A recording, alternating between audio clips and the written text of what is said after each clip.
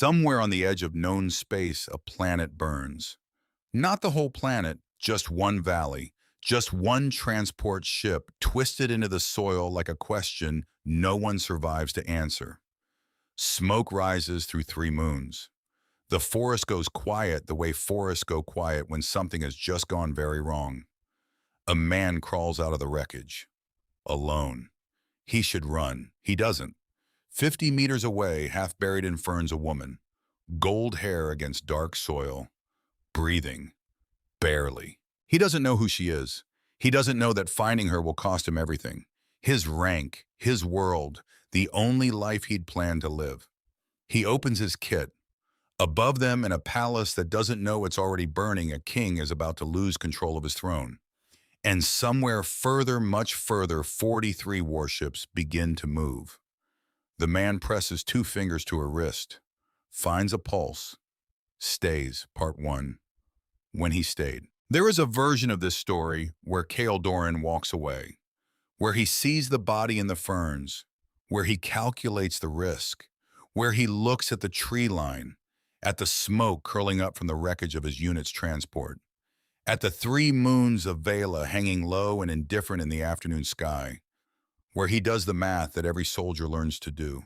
Alive, alone, enemy territory, zero backup, walk away. That version exists, somewhere, in some other life where Cale never had a brother named Tomas, where he never stood frozen in a doorway for 1 single second, 1 second while Tomas fell, where guilt never became the engine that replaced everything else inside him. But that version of Cale Doran is not this one. This one crouches down. This one checks for a pulse. 6 hours earlier, Cale had been eating ration paste in the back of a troop carrier and arguing with himself about whether the paste was supposed to taste like this or whether something had gone wrong at the manufacturing stage. The paste was gray, textured in a way that suggested effort had been made, and then abandoned. This is fine, he told himself. People eat worse. He was 28 years old, field medic, United Earth Federation 3rd Medical Corps. Deployed to Vela not because anyone planned it that way, but because the Vela posting had burned through 3 full medical rotations in 8 months, and command was running out of people willing to go. Cale had volunteered, not because he wanted to, because nobody else did. Because there is a difference between bravery and the kind of exhaustion that stops caring about the distinction. His commanding officer, Lieutenant Ferris, had looked at the volunteer form for a long time, then at Cale, then back at the form. You know what Vela is, Ferris said. Contested zone, Cale said. Territorial dispute. Valari indigenous population, ongoing negotiations that have been ongoing for 11 years. And you still want to go? I want to be useful somewhere. Ferris signed the form. Did not look happy about it. That was 4 months ago. In those 4 months, Cale had learned 3 things about Vela. 1, the air smelled like copper and crushed pine. Not unpleasant, just constant. The kind of smell that gets into your clothes and stays there. 2, the Valari were not what the briefings described. The briefings described a hostile indigenous species resistant to diplomatic contact. What Cale saw in the few interactions the Medical Corps had with Valari civilians near the border settlements were people.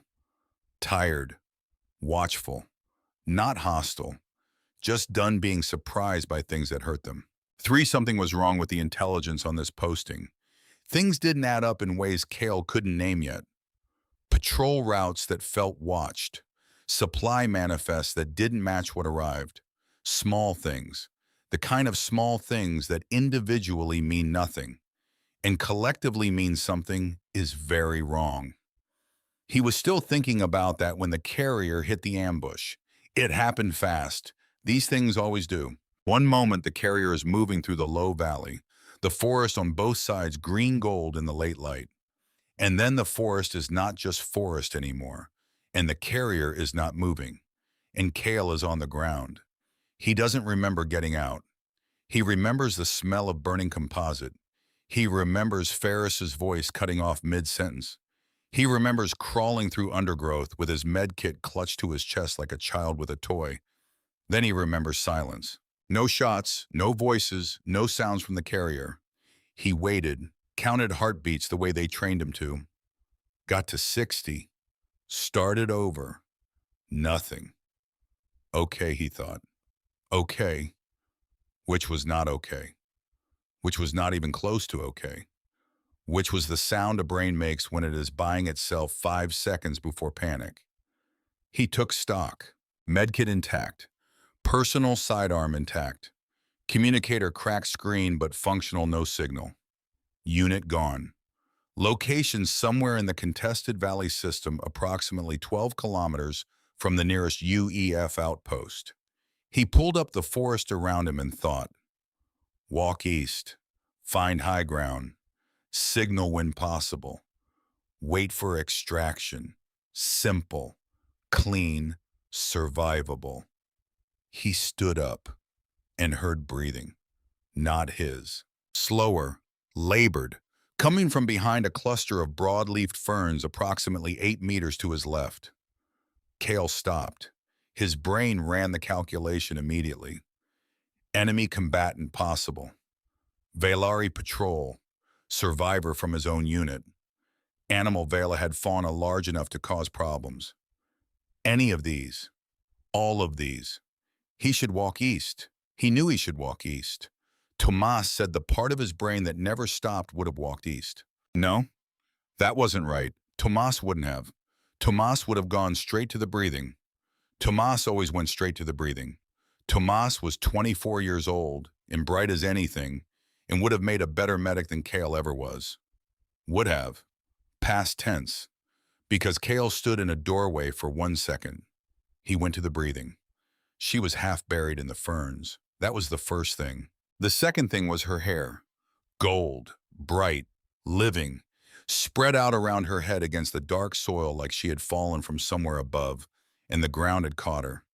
Her skin was pale as birchwood and winter smooth, even through the layer of forest debris that had settled over her. She was beautiful in the way that specific and unusual things are beautiful, not assembled from expected parts, but arrived at whole. Cale knelt, checked airway, pulse, pupillary response. Alive, unconscious, head wound minor, left arm deep laceration bleeding significantly. 2 broken ribs minimum. She'd hit something hard, or something had hit her. He worked without thinking. Thinking came later. Right now there were supplies in his kit and a body in front of him, and the body needed the supplies, and that was the entire universe for the next 7 minutes. He packed the arm wound, applied pressure, monitored the pulse. And then, because he was a medic and medics notice things, he noticed other things. She was dressed like a civilian, local-style clothing, woven fabric, earthy tones. The kind of thing a Valari farmer might wear. Except the boots were wrong, too precise, too well-made for someone who worked the land. And there was a device in the ferns beside her. Small, roughly the size of a fist. Smashed. The damage pattern was too deliberate, too focused. Someone had specifically destroyed this device. Targeted destruction. The internals pulled out. The memory components crushed individually. Cale looked at the device, looked at the woman, looked at the device again. Someone didn't want anyone to know what was on this. He sat with that thought, and then the woman opened her eyes. They were amber, but not a simple amber. Something deeper underneath a violet that lived in the shadows of the irises, the color of the Vela sky, just before the moons rose. She looked at him. He looked at her. The expression on her face was not fear, not pain, though she had to be in pain. It was something more complicated than both of those things. It was the face of someone who had just calculated 17 different outcomes of this moment and was still deciding which one she was in. You, she said. Her voice was low, careful.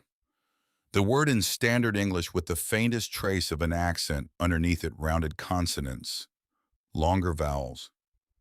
You are not Valari. No, Cale said. UEF medical. You're injured. Don't sit up. She sat up. I said, I heard you. She looked at the bandaging on her arm, looked at her surroundings, looked at Cale again. Then, with the deliberate stillness of someone controlling pain through sheer will, "How long have I been here?" "Don't know. You were unconscious when I found you." "The device." Her eyes moved to the crushed components in the ferns. Something shifted in her expression. Relief, maybe. Or its close cousin, the feeling of something terrible that had already happened and cannot be made worse. "What was on it?" Kale asked. She looked at him for a long moment. "Nothing you need to know." "Right." He sat back on his heels. "Okay, you've got 2 broken ribs and you've lost blood. I can get you stable, but you need to stay still." "I cannot stay still." "I understand that, but I'm telling you anyway." Another long look.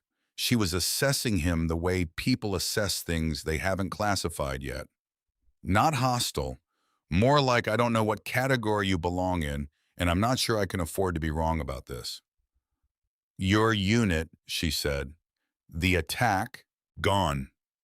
He said it flat, not because it didn't matter, because the part of him that would feel it properly had agreed to wait until this was over. "I am sorry." "Are you?" It wasn't quite a question. "Yes," she said. And the way she said it, no performance, no diplomatic softness, made him believe her. "I am genuinely sorry." He believed her. He didn't know why. He filed that away. "Can you walk him?" "Yes." "Slowly?" "Yes." "And you'll tell me where we're walking to because I have no idea where I am." For the first time, just barely the corner of her mouth moved. Not quite a smile, the shadow of one, like the memory of a smile, like someone who used to smile more easily and had gotten out of the habit. "East," she said. "There is a settlement. We can reach it before dark." And then the forest around them filled with voices and lights and the sound of Valari military equipment powering up. It turned out they were not walking anywhere. Kale had his hands up before the first soldier reached them. 12 at least. Valari military, he recognized the uniform from the briefings. Heavily armed, moving with the controlled precision of people who knew exactly what they were doing. He did not reach for his sidearm. He did not run. He put his hands up and stood very still and thought, okay, this is what this is now. The soldier in front, female senior rank by the insignia, a scar running along her left jaw that spoke of a story Kale would never fully know, leveled her weapon at him. Eyes sharp, professional, measured. "Hands," she said, in standard, precise pronunciation. "They're up," Kale said. "I'm medical, no threat." The soldier, he would learn later that her name was Rissa, Captain Rissa, and that she had a particular kind of contempt for UEF personnel that had been carefully earned over a decade of watching UEF personnel operate in Valari territory, looked at him with an expression that communicated very efficiently that she found his self-assessment of no threat to be optimistic. Then she looked at the woman beside him. Her entire body changed, not her expression. She was too disciplined for that. But the set of her shoulders, the micro adjustment in her stance, something between alarm and relief that moved through her like a current. "Your Highness," she said. And Kale thought, oh, that's what category she belongs in. The word had a weight he hadn't expected. He looked at the woman beside him, at the civilian clothes, the destroyed device, the boots that were too precise, the golden hair even matted with forest debris. She met his eyes. In her expression was the specific look of someone who had been keeping a secret and had just watched it become unnecessary. "Your Highness," Kale said, not mocking, not accusatory, just processing. "I was going to mention it," she said. "When?" "At an appropriate moment." I feel like, Kale said very carefully, that moment may have been somewhat earlier. "Debatable," she said. And then they were surrounded and there was no more room for conversation, and Kale was being very efficiently disarmed and searched, and his hands were being secured behind his back, and the forest was moving around them as a column of soldiers formed up to march. He thought about running, briefly, the way you think about things you're not going to do. He walked. The Palace of Vela rose out of the capital city the way mountains rise out of plains. Not built, grown. That was the feeling of it. The architecture followed organic lines, curved walls, living material woven into the structure plants, and stone, and something that was neither integrated across centuries of careful hands. Light moved through it differently than through human buildings, softer, coming from multiple directions at once. Kyle had been in a lot of places. He had never seen anything like this. He kept his face neutral, the way you do when you don't want to give anyone the satisfaction. But inside something shifted. The small, stubborn part of him that had always found beauty in unexpected places was paying very close attention. We know nothing, he thought. We have been here 11 years, and we know absolutely nothing about who these people are. He filed that away too. They put him in a room, not a cell. That was the first surprise. The room had a window, a real one, not a viewport, and through it he could see the city, the curved rooftops, the bridges between buildings that were themselves alive, heavy with flowers in a color he didn't have a name for. The three moons now properly risen, hanging in a sky that had gone from copper gold to deep violet. There was a bed, simple, a table with water and something that might have been food. Guards outside the door. He'd seen at least 4 on the way in. He sat on the bed and thought through his situation with a methodical calm that was either very good training or a personality flaw, depending on who you asked. Prisoner, enemy territory, unit status unknown, no communicator, alive though, which was interesting. They'd found a UEF soldier in the woods with their princess, and they'd put him in a room with a window. That meant something. He didn't know what yet. He sat there and let his brain do what it did when he gave it space. Turn things over, look at the undersides, find the things that didn't fit. The ambush, 12 soldiers dead he had to assume, and 1 medic surviving by being far enough from the carrier when it hit. That was luck, simple luck. Except Kale didn't believe in simple luck anymore. He'd stopped after Tomas, the patrol route. He'd thought it felt watched. He'd thought something was wrong. The intelligence. The intelligence on Vela had never been quite right. The briefings painted a picture that didn't match the reality on the ground. Too simple. Too neat. The Valari as a monolithic hostile force, rather than what they actually seemed to be, a people with factions and politics and internal disagreements and a very particular exhaustion with being talked about in rooms they weren't in. Someone was managing what UEF knew about Vela, and someone had known exactly where his patrol would be. The implication of that sat in his chest like a stone. He was still sitting with it when the door opened. She had changed out of the civilian clothes, dressed now in something that fit her actual station-structured fabric, midnight blue, a kind of formality that wore itself lightly on her. The bandaging on her arm was fresh. Someone had redone it properly. She stood in the doorway and looked at him. He looked at her. The guards were visible behind her, not following her in, waiting. "Yupa," he said. "Me," she agreed. "Properly dressed this time. I find it changes how rooms receive me." "I noticed."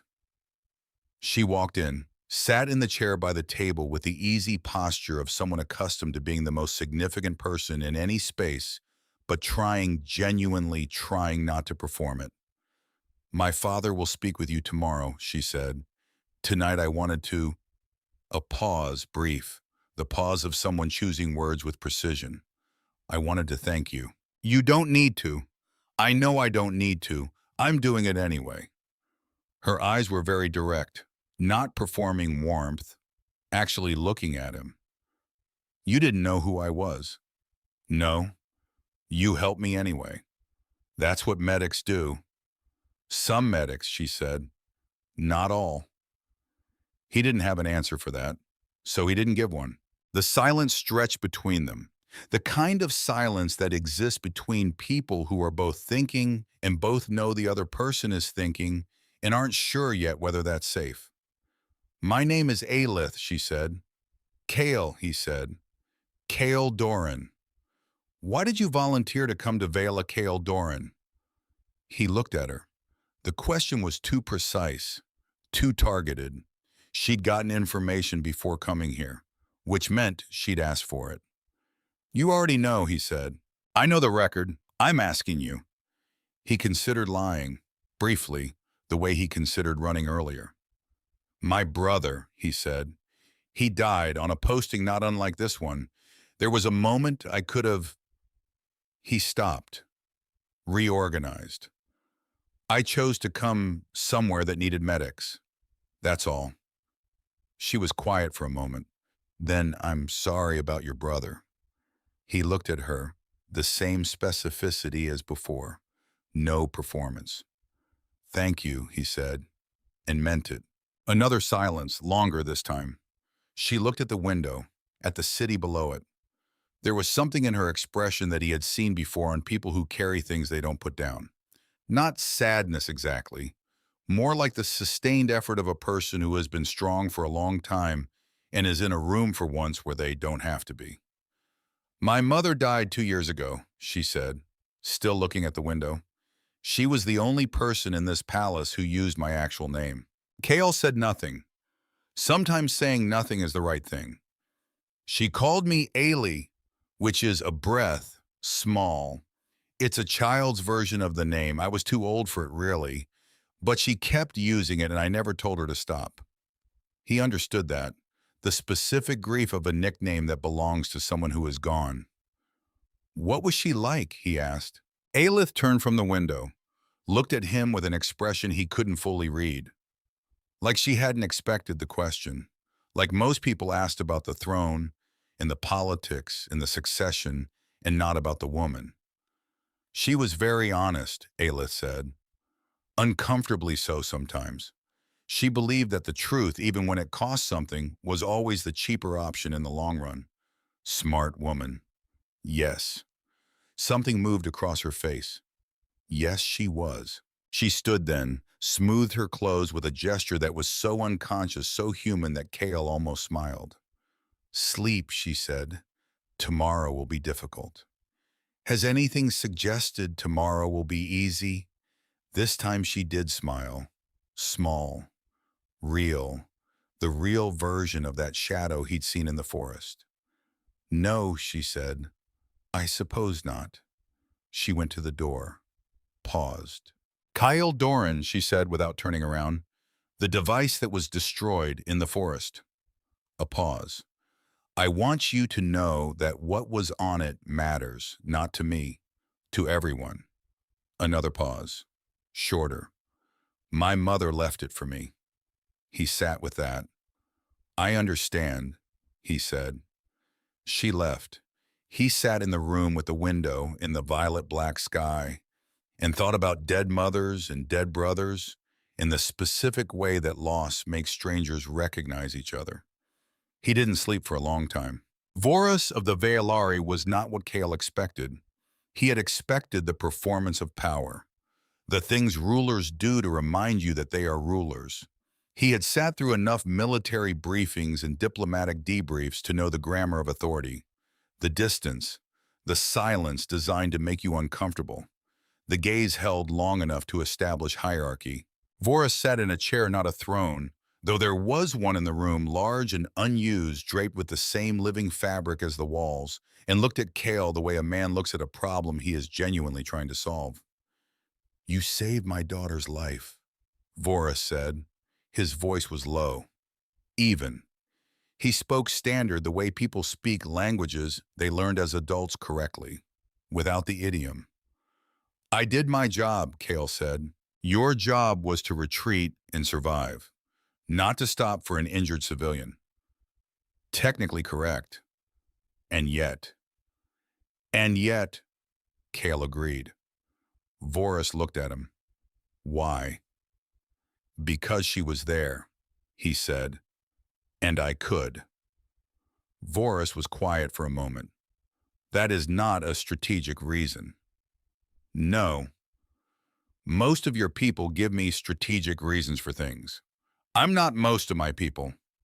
Something shifted in Vorus's expression, not quite approval, but a door that had been closed opening slightly. Rissa Kyle had learned her name and rank. By now, Captain Rissa First Guard Aelith's personal security detail, when Aelith chose to have a personal security detail, which was not always stood to Vorus's left, and watched Kale with the careful attention of someone who had learned the hard way to take nothing at face value.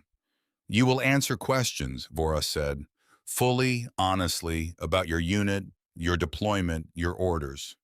Yes. You understand we cannot trust you. Yes.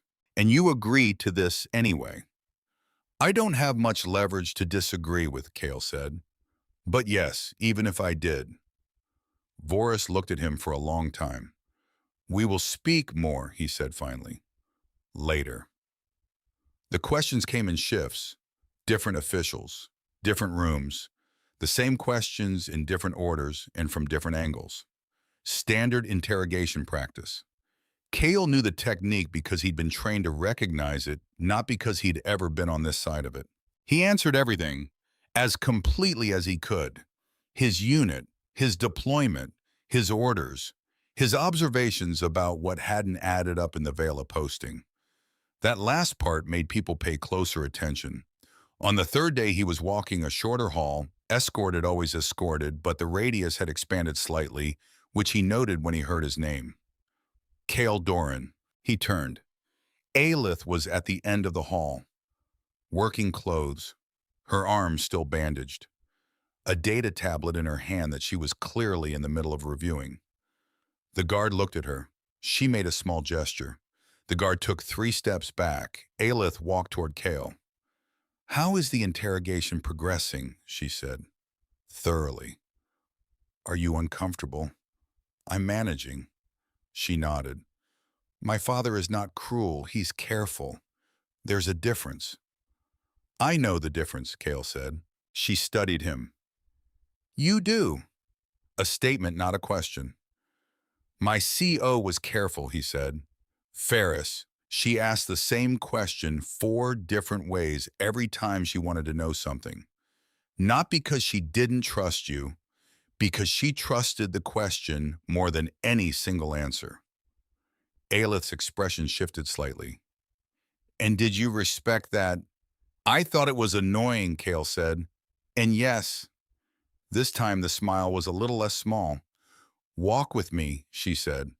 I'm supposed to be. I've arranged it, she said. The garden. The palace garden was a different kind of wonder, not manicured. It grew the way things grow when a person who loves them also trusts them. Paths wound through without forcing. Plants of every color Kale had a name for, and several he didn't climbed walls and arched over walkways and fruited in quiet corners where nobody seemed to be looking. It smelled like the Vela air, but layered underneath with something sweeter. Something that reminded Kale of his grandmother's kitchen on a Sunday, and he couldn't have told you why. They walked without speaking for a while. This was Kale was learning how Aelith preferred things. She did not fill silence. She waited to see what grew there. You said your mother left you a device, he said. Eventually. Yes. And the data on it was important. Yes. And someone destroyed it. She stopped walking. Someone who knew I would be in that part of the valley. Someone who knew what route I was taking and when. Someone inside the palace. Or someone with access to information that should only exist inside the palace. He thought about that. About his patrol route. About the ambush. About feeling watched. My unit was ambushed, he said carefully. The route we took wasn't public. It was operational intelligence. There are maybe a dozen people in UEF command who would have had access to it. She looked at him. Someone told them where we'd be, he said. Someone who shouldn't have had the information or shouldn't have been sharing it. They looked at each other across the quiet garden path with the alien flowers all around them, and the weight of an identical realization settling over both of them at the same time. We have the same problem, Aelith said. Someone in my organization, Kale said. And mine, she said. Who knew you'd be there? Who knew what my mother's device contained? The silence that followed was not the comfortable kind. What was on it, Kale said. You don't have to tell me. But if it's connected to a leak in UEF intelligence, then it might matter. She looked at him for a long time. My mother, she said slowly, discovered an arrangement between a faction within our court and an organization outside Vela. Resources are resources, strategic materials, traded secretly, without my father's knowledge, without the knowledge of anyone who would have said no. Who was the organization outside Vela? That part of the data was in the components that were destroyed most thoroughly. So someone knew exactly what to target. Yes, she gathered the evidence, encrypted it, hid it in the device, and gave it to me 2 weeks before she died. Aelith's voice did not change. Her face did not change. But something in the space around her shifted. She told me to wait, to find the right moment, to bring it to my father when I was certain it was safe. She knew she was in danger. I believe she knew she was running out of time. Kale didn't say, "I'm sorry." He'd already said that. Instead, he said, "She trusted you to handle this. She trusted me to do what needed to be done." Aelith looked away. I'm not sure she considered that I might get shot before I could do it. People rarely factor that in. No, she said, they don't. On the fifth day, the garden became a routine. Kyle was not technically free. He was not technically a prisoner. He existed in a middle space that had no good name, something between guest and detainee, and increasingly something that didn't fit either category. He was useful. That was the strange part.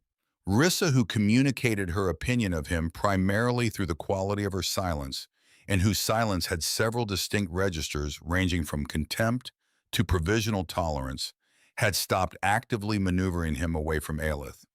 This might have been an order, or it might have been something else. In the garden they talked about Vela, the real Vela, the one that didn't appear in briefings, the politics between the old families and the new council, the factions that had been arguing about the human presence for a decade. Do you think coexistence is possible? Aelith asked him once, direct as always. I think we've made it very difficult, Kale said. UEF has been operating here like Vela is a logistical problem to be managed, not a home. It is a home. I know that now, he paused. I didn't before I got here. She looked at him. Why didn't you? Because no one told me, and I didn't think to ask. She was quiet for a moment. Most people don't think to ask. I know. That's the problem. She taught him words, small ones at first. The Vealari words for the color of the sky at different times of day, each one distinct because the Valari had noticed that the sky is never the same color twice, and had decided that mattered enough to name. The word for the specific quality of morning light. The word for the sound the wind makes in the tall grass on the eastern plains. He repeated them badly. She corrected him without condescension. And on the seventh day, Rissa told him neutrally, as if reporting a weather condition, that he'd begun to demonstrate unusual competence with Valari phonetics. He counted this as the first good thing Rissa had said to him. On the eighth day it ended. Kale woke to the sound of something that wasn't quite an explosion. Closer to the feeling of a pressure change, a vibration moving through the stone floors and up through the bed. He was at the window before he was fully awake. Below the city, still lit, still moving, but differently. People running, lights going dark in sequences that looked like systems being cut. And on the far side of the palace grounds, a bloom of orange that was absolutely not supposed to be there. His door opened. Rissa stood in it, in full armor, expression locked into the particular blankness of someone who is maintaining composure by force of will. Dress, she said. What's happening? Dress, she said again. Now. The corridors were organized chaos. Servants moving in directed streams. Guards taking positions. Someone giving orders in rapid Valari too fast for Kale to follow. Emergency lighting amber, not white, making everything feel like the inside of a dream. Rissa moved fast. Kale kept up. They came to the throne room, and it was full of sound. Voras stood at the center, older-looking suddenly than he'd seemed in any of their conversations. The kind of older that comes not from time, but from news. Aelith was already there. She looked at Kale when he entered. Something moved through her expression. The look of someone who had hoped a specific person would be in the room when things got bad and is now recalibrating because they are. General Dravek, Voris said. He did not need to say more. Kyle had read the intelligence files. He knew the name. Dravek, war hero, 20 years of service to the Valari crown, brilliant strategist, commander of the Northern Forces. And in the past 3 months, according to intelligence that Kale had thought was shaky at the time and now thought was far too accurate, moving resources, moving loyalties, moving towards something. He's not in the north anymore, one of Voris's commanders said. He's here. His forces took the eastern communication towers 40 minutes ago. Kale ran the math without meaning to. Communication towers gone meant no contact with the outer settlements. No coordination, no reinforcements without time they didn't have. He wants the device, Aelith said. Not loudly, but clearly. Every head turned to her. Dravek knows what my mother found, she said. He's been trying to retrieve it since before she died. He thought she'd buried it in the palace records. He's been systematically dismantling them for months. She looked at her father. When the device wasn't found here, he tracked me to the valley. The ambush, Kale said. She looked at him. Yes, not a UEF target. Me. A pause. And anyone with me. The room was very quiet. He has people inside the palace, one of the advisors said. An older man, Kale, had seen him before, a senior counselor named Fennec, who had been unexpectedly kind to Kale during the first week. He had walked Kale through the palace histories, showing him tapestries, explaining the old alliances, speaking with the gentle patience of a teacher. Now he stood with his hands clasped and his face very still. He must, to have gotten this far this fast. Kale marked that. Fennec had said it first, before anyone else in the room had named it. He must, to have gotten this far this fast. He filed it away. Yes, Aelith said without looking at Fennec. He must. Voris turned to Kale. You have combat training, Voris said. Beyond medicine. Standard UEF infantry. Plus 8 months additional in field operations. A pause. And 4 months here. Voris studied him. Why do you say that as if it's relevant? Because I've been paying attention, Kale said, to your palace, your layout, your security positioning, not to plan anything, because I'm a medic and understanding space is how we save people. What did you observe? Kale told him, specific, precise. The guard rotation on the west corridor, the structural thickness of the walls near the garden, the corridor that connected the kitchens to the secondary entrance and could be sealed from both ends, the angle of sight from the upper balconies down into the main approach. He talked for 4 minutes. The room listened. When he finished, Voris looked at his commanders. The commanders looked at each other. Rissa, standing at the door, was looking at Kale, not with contempt, not with provisional tolerance, with something she was clearly annoyed to be feeling. My father has a question, Aelith said. She was watching Kale, too. I can guess the question, Kale said. Then answer it. He looked at Voris. I'll help you. Not because you're holding me. Not because I have to. A pause, shorter than it felt. Because it's right. Voris said, you may go, and in the morning I will give you an official role. Tonight you have something more important than a role. Kale said, what's that? Tonight you are simply the person who stays, Voris said. That is at this moment enough. Outside in a smaller room off the corridor while Rissa organized the guard positions, Kale had suggested Aelith found him. She was carrying her formal jacket. She'd taken it off. Underneath simple clothes again. Her hair loose. She looked briefly, just briefly, like the woman in the forest. Before everything. You didn't have to offer that, she said. I know. You could have argued neutrality. You're a medical officer. There are... I know, he said again. She stopped, looked at him. Why, she said. For the 3rd time in 8 days, the same question. And this time he didn't have the simple answer. The medic answer. The because she was their answer.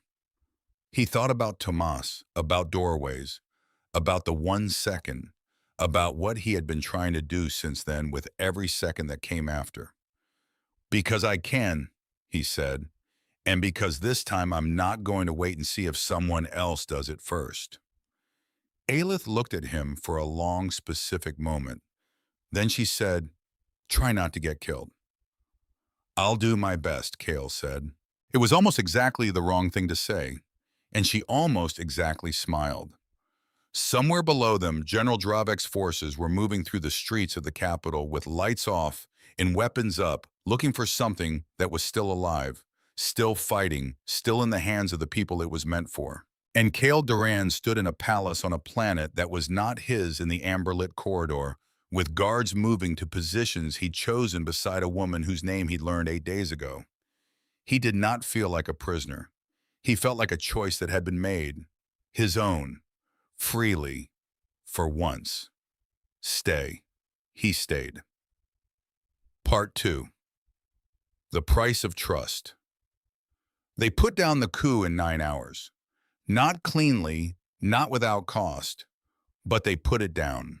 Dravek's forces had taken 3 communication towers, the Eastern Gate, in the lower archives, before Kale's defensive positioning held them at the palace courtyard.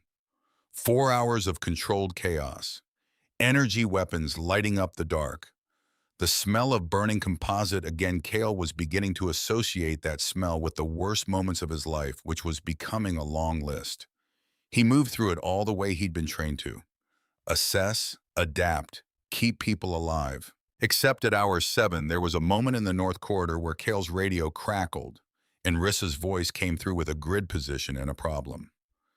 3 of Dravek's soldiers had breached the secondary kitchen entrance, the one Kale had specifically flagged, and Rissa's unit was pinned 2 corridors over.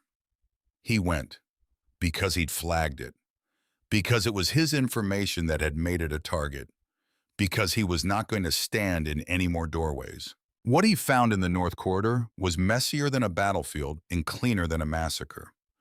Rissa had managed to extract her team and was holding the kitchen threshold single-handed with the focused fury of someone who had made a decision and was committed to it completely. When Kale arrived, she did not say thank you. She said, "Left flank, now." He went left. Afterward, when the corridor was quiet and Dravek's 3 soldiers were restrained and everything that had been on fire had stopped being on fire, Rissa looked at Kale for a long moment. "You came," she said. "You needed backup. I have a full unit." They were pinned. Another long look. Harder to read than usual. The scar along her jaw pale in the emergency lighting. "Don't read anything into it," she said finally. "Into what?" "Into the fact that you did what you said you would." He waited. "Most people don't," she said, and walked away before he could answer. In the aftermath, Voris moved fast. Dravek's loyalists were secured, the communication towers reclaimed, loyal forces recalled from the outer settlements. The palace sealed and swept again. And in the throne room, with the morning light coming gray and thin through the high windows, Voris stood before his remaining court and spoke. The appointment was formal, precise, every word chosen. Special advisor to the crown, full authority in matters of internal security and cross-species intelligence, reporting directly to the king. Kale stood very still while it happened. He hadn't expected this. He'd expected a thank you, maybe expanded movement within the palace, not the weight of an actual role with actual power in an actual government that was not his own. He looked at Aelith. She was watching him with an expression that was 3 things at once. Satisfaction, something more cautious. And underneath both of those, the private look of someone who has argued for something against opposition and won, and is not sure yet whether winning was the right outcome. The court murmured. Several faces in the gathered advisors communicated very clearly that they found this development somewhere between unusual and outrageous. Kale filed every face for later. And then a young man, Valari, early 20s, sharp-eyed, with the particular energy of someone who has been awake for 30 hours on excitement and bad ideas materialized at Kale's elbow. Zael, the young man said, extending a hand in the human fashion slightly too enthusiastically. Engineer, first class. Well, technically, I'm third class on paper, but that's a bureaucratic issue, not a competence issue. Kale shook the hand. Kale Doran. I know who you are. Zael grinned. It was an extremely expressive face. Every thought it had was immediately visible. I've been wanting to talk to you about the carrier wreckage in the valley. The propulsion system on your unit's transport was fascinating. Not the crash, obviously. That was terrible. The propulsion. Right, Kale said. I'm going to be very useful to you, Zael said with the confidence of someone who has been told this their whole life and has chosen to believe it. Kale looked at him, 22, maybe 23, enthusiastic in the specific way of people who have not yet been crushed by anything large enough.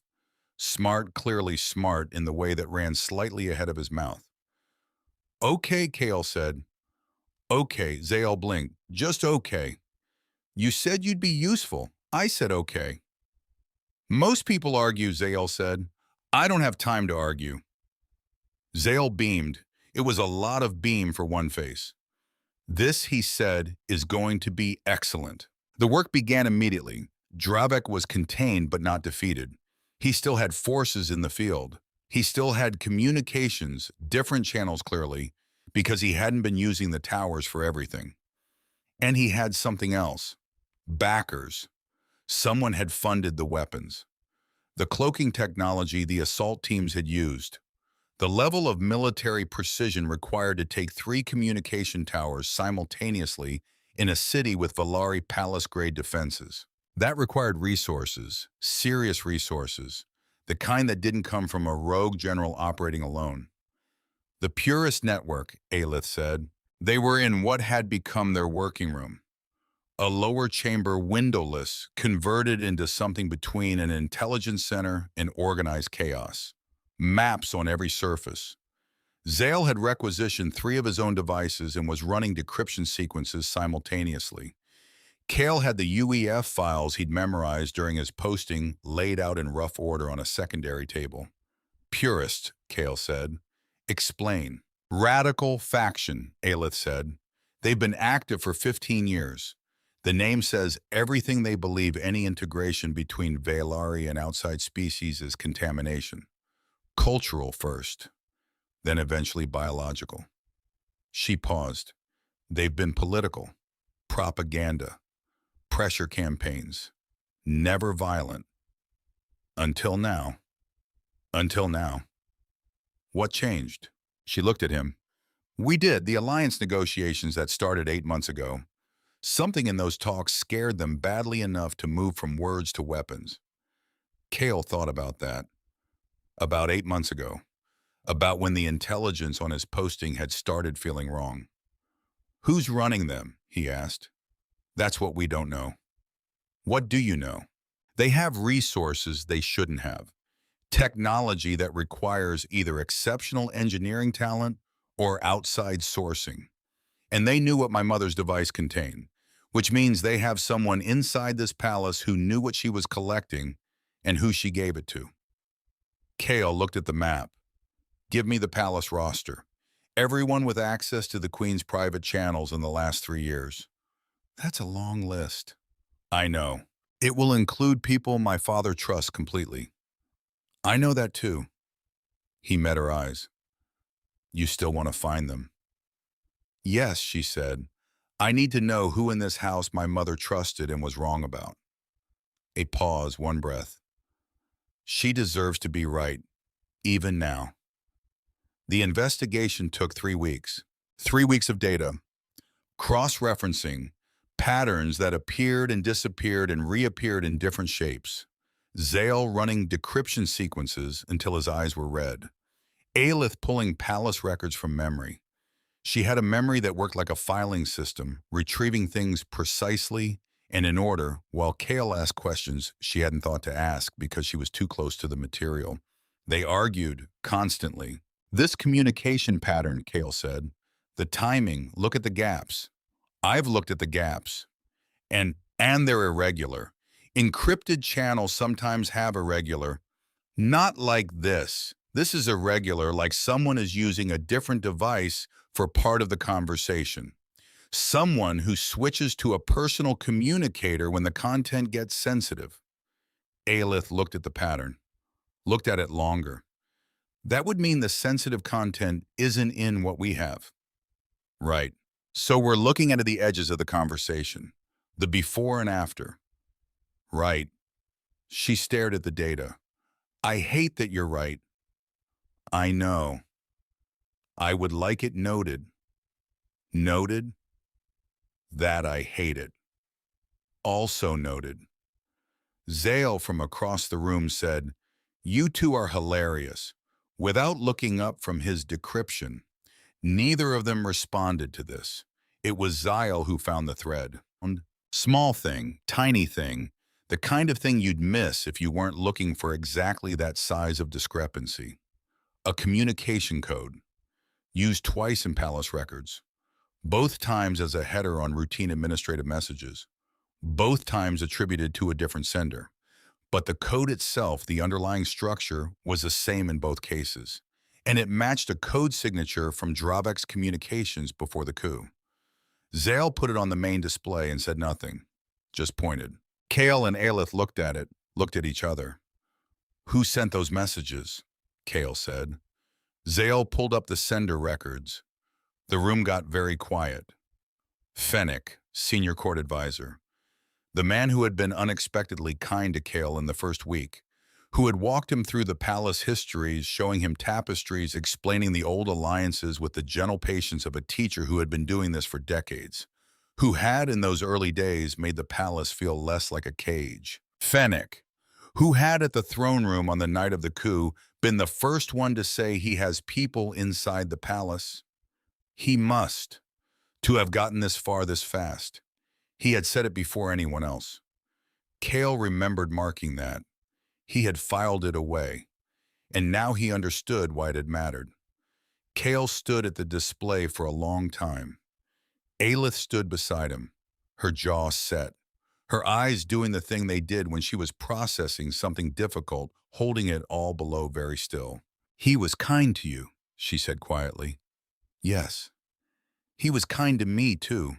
When I was young, he used to bring books from the archives, old ones with illustrations, when my tutors had given up for the day. Kale said nothing. We should speak with him, Aelith said, before we take this to my father. Yes. She turned to look at Kale, the amber purple of her eyes flat with something that was not anger, worse than anger, the specific grief of people who have been wrong about something they should have seen. If he did this, she said, it means someone who knew my mother well enough to understand what she was looking for. Someone in this inner circle helped them. Helped Dravek. Helped whoever is behind Dravek. If, Kale said. If she agreed.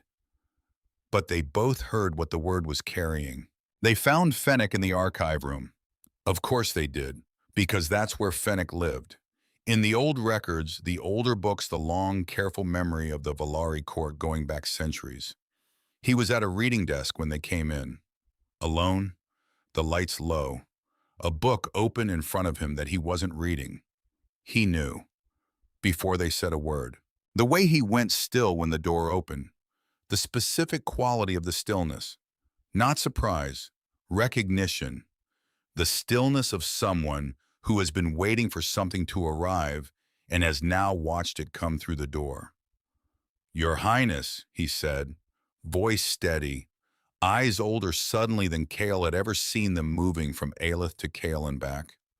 Fennec, Aelith said, gentle, even now. The way she said his name was the way you hold something that's already broken. Tell me. And he did, not immediately. There was a silence first, long, the kind of silence that is actually full of things trying to get out in the right order. Then, my son, he said, 2 words, the whole explanation in 2 words. Dravek has him, Fennec said, his voice still steady. Steadiness has its own kind of wound. has had him for 8 months, since before the negotiations began. A guarantee, Dravek called it. A guarantee of my cooperation. He looked at his hands. Old hands, ink-stained, the hands of a man who had spent his life writing things down. He is 20 years old. He is my youngest. His mother died when he was 4, and I... He stopped. Kale watched a man not fall apart, by choice, by the discipline of decades. I never wanted this, Fennec said. His voice finally cracked. Small, like something in a wall. I never wanted any of this. I gave him small things. Access codes, meeting schedules, things I told myself were harmless. He looked at Aelith, and his eyes were full of something that had nowhere to go. I told myself it would stop, that they would take what they needed and release him, that I was buying time. A pause. I know what I did to your mother. I know what information I gave them that... Stop, Aelith said. He stopped. She stood in the middle of the archive room with old books all around her, and her hands clasped in front of her, and she looked at this old man who had brought her books with illustrations when she was small, and she said, "Where is your son?" Fennec looked up. I don't... Where do you think he is? Give me your best information. His mouth worked. Something rearranged in his face. The Northern Compound, Dravek's primary field base before the coup. I have no confirmation, but give everything to Zale, Aelith said. Everything you know, every access code you gave them, every communication, all of it. Her voice was not cold, not warm, exact. The voice of someone measuring out what the situation requires precisely. In exchange, we will find your son, Your Highness. This is not absolution, Fennec. Still that exactness, still that unbearable gentleness in the things she was not saying. I cannot give you that. What my mother... Another stop. She breathed. What I can give you is the chance to help us fix some of it. He nodded. He couldn't speak. Kale looked at Aelith. She looked at him. In her eyes was the weight of a daughter who had just received information about her mother's death and would have to carry it and could not put it down. We have work to do, she said. Fennec's information broke the case wide open. Access codes, communication protocols, meeting locations. The skeleton of the entire purist operation laid bare in layers, each one revealing something worse underneath. Zale worked for 36 hours without sleeping. Kale told him to sleep. Zale said almost every 4 hours without looking up. Eventually, Kale brought him food and stood there until he ate it, which Zale did mechanically while staring at his screens. You're going to be useless if you collapse, Kale said. I'm not going to collapse. You're blinking very slowly. That's focus. That's the speed of a man whose eyes have staged a protest. Zale looked at him, then at the food in his hand, ate more of it. You're funny, he said. Aelith said you weren't funny. She said that. She said you were serious, incompetent, and very literal. That's also accurate. Can you be both? Apparently. Zale smiled, ate the rest of the food, went back to the screens, but his posture was slightly less like a man propped up by determination and slightly more like a man with fuel. Progress. The ceremony was Aelith's idea, which in retrospect, in the very clear retrospect of everything that happened after Kale wished he had pushed back on harder. Though even as he thought this, he knew it wouldn't have made a difference. Because Aelith was right, the ceremony was necessary, and being right about something dangerous doesn't make you wrong. The logic was simple. Publicly announcing the Human-Volari Alliance framework would do two things. First, it would signal to Dravek's remaining forces that the coup had failed in the way that mattered most. Not just militarily, politically. Second, it would force the purists to move. We can have all the intelligence in the world, Aelith said, but if we want to catch not just the foot soldiers but the people running this, we need to give them a target. You want to use the ceremony as bait, Kale said. I want to use the ceremony as what it is and be ready for the response. The difference being, we control the response. Do we? Better than we control nothing, she said. He sat with that, turned it over, found the edges of it. 3 weeks, he said. I need 3 weeks to set this properly. She gave him 3 weeks. In those 3 weeks, he barely slept. Security planning for a public ceremony in a compromised palace with an unknown number of internal informants and an active insurgency in the field was, to use a technical term, a nightmare.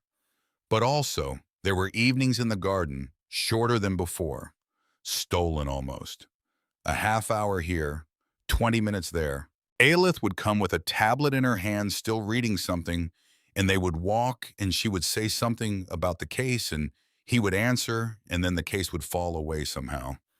The way it does sometimes when you've been inside a problem too long and you need to remember there's a shape to the world that isn't the problem. She told him about the star system as seen from the palace tower, showed him how the Valari navigated by the moons, not by their position alone, but by the color shift at their edges, which changed with atmospheric conditions and had been used for weather prediction for 1,000 years. He told her about the landscape of his home, the specific way the rain felt there, not like a weather event, but like the sky changing its mind.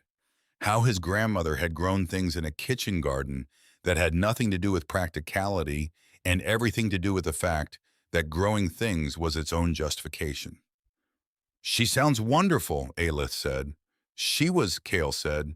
She told me once the only thing worth being afraid of is the person you become when you stop trying. Aelith was quiet. She sounds like my mother, she said, very quietly. He almost said something, almost reached for something, some gesture of comfort. But he had learned in 3 weeks of working alongside Aelith that she didn't want comfort in those moments.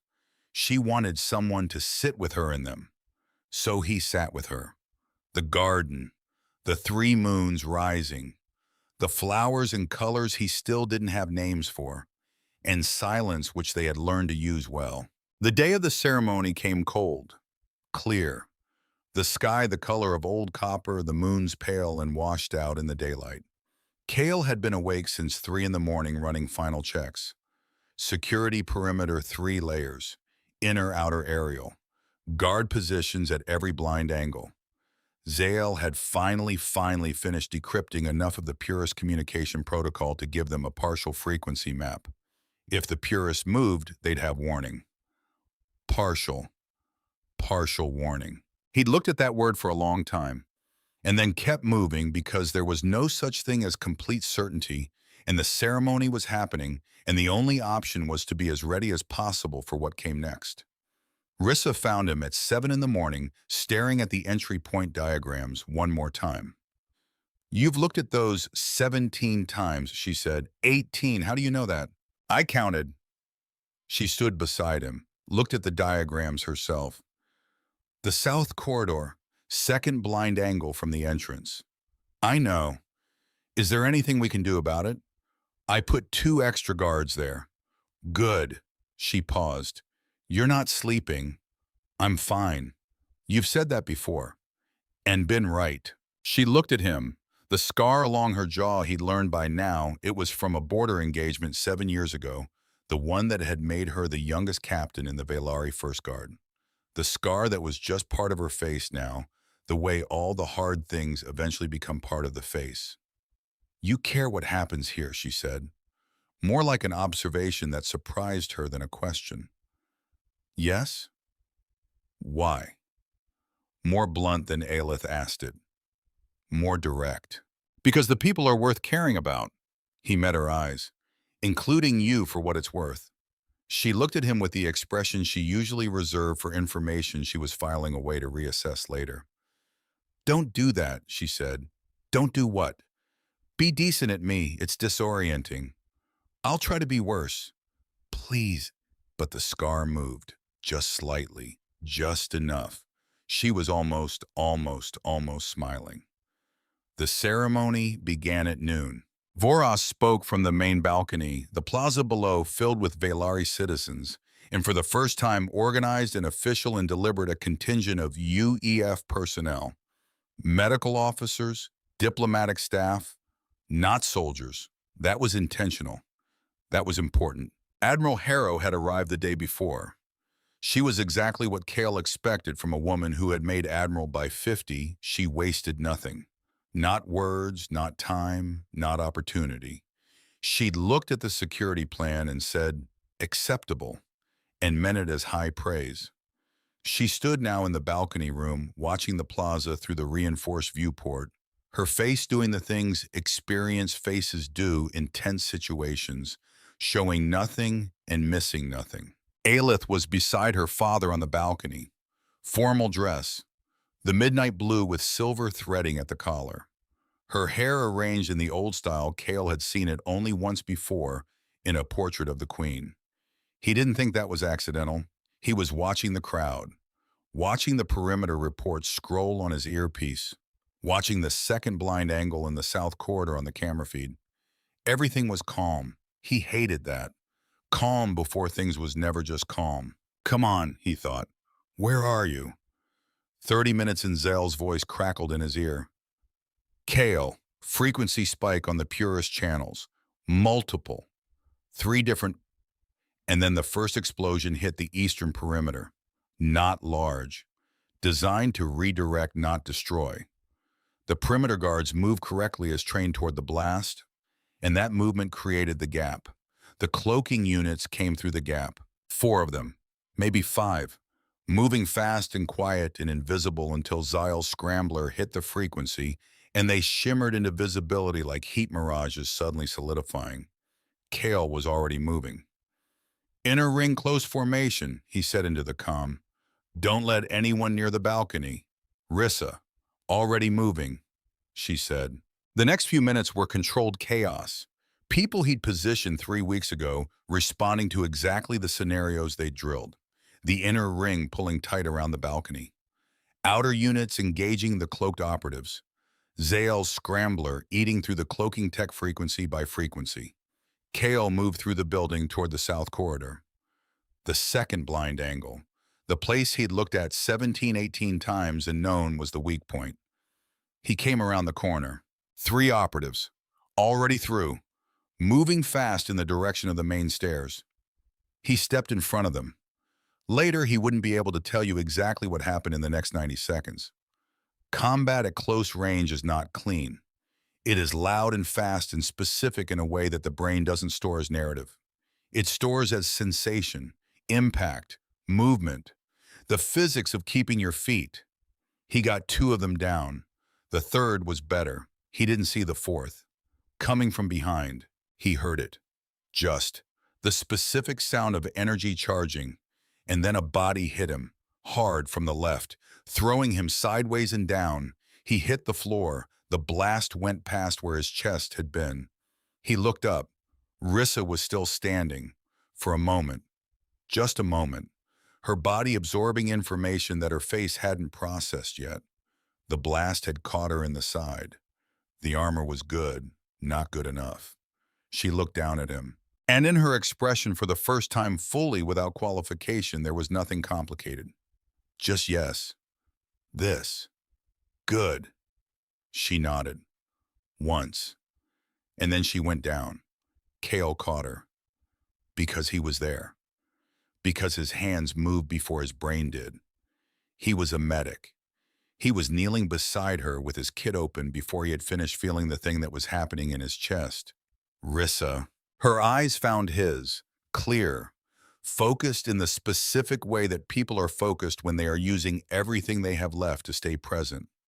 Don't, she said. Don't what? Don't do the face. What face? The one you make, when you're trying to fix something you already know. She looked at him. I know too. I'm not afraid of it. He kept working, because that was who he was. Because stopping meant something he wasn't ready for. You came, he said. His voice was doing something he couldn't control. I didn't even call you to that position. I know. Small, almost like a joke, almost. I decided. Her hand found his arm, the lightest weight. I decided on my own, which is I want you to know that. It was my choice. Rissa, I was wrong about you, she said. When you arrived, I thought, a pause, the breath getting harder to manage. I have seen so many outsiders come here, so many people who came with good intentions and no understanding of what that meant. And I thought you were, I know what you thought. Let me say it, her eyes sharp on his face. I thought you would leave when it cost something.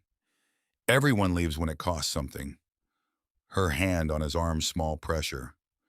You didn't. He couldn't speak. That matters, she said. What you did here, it matters.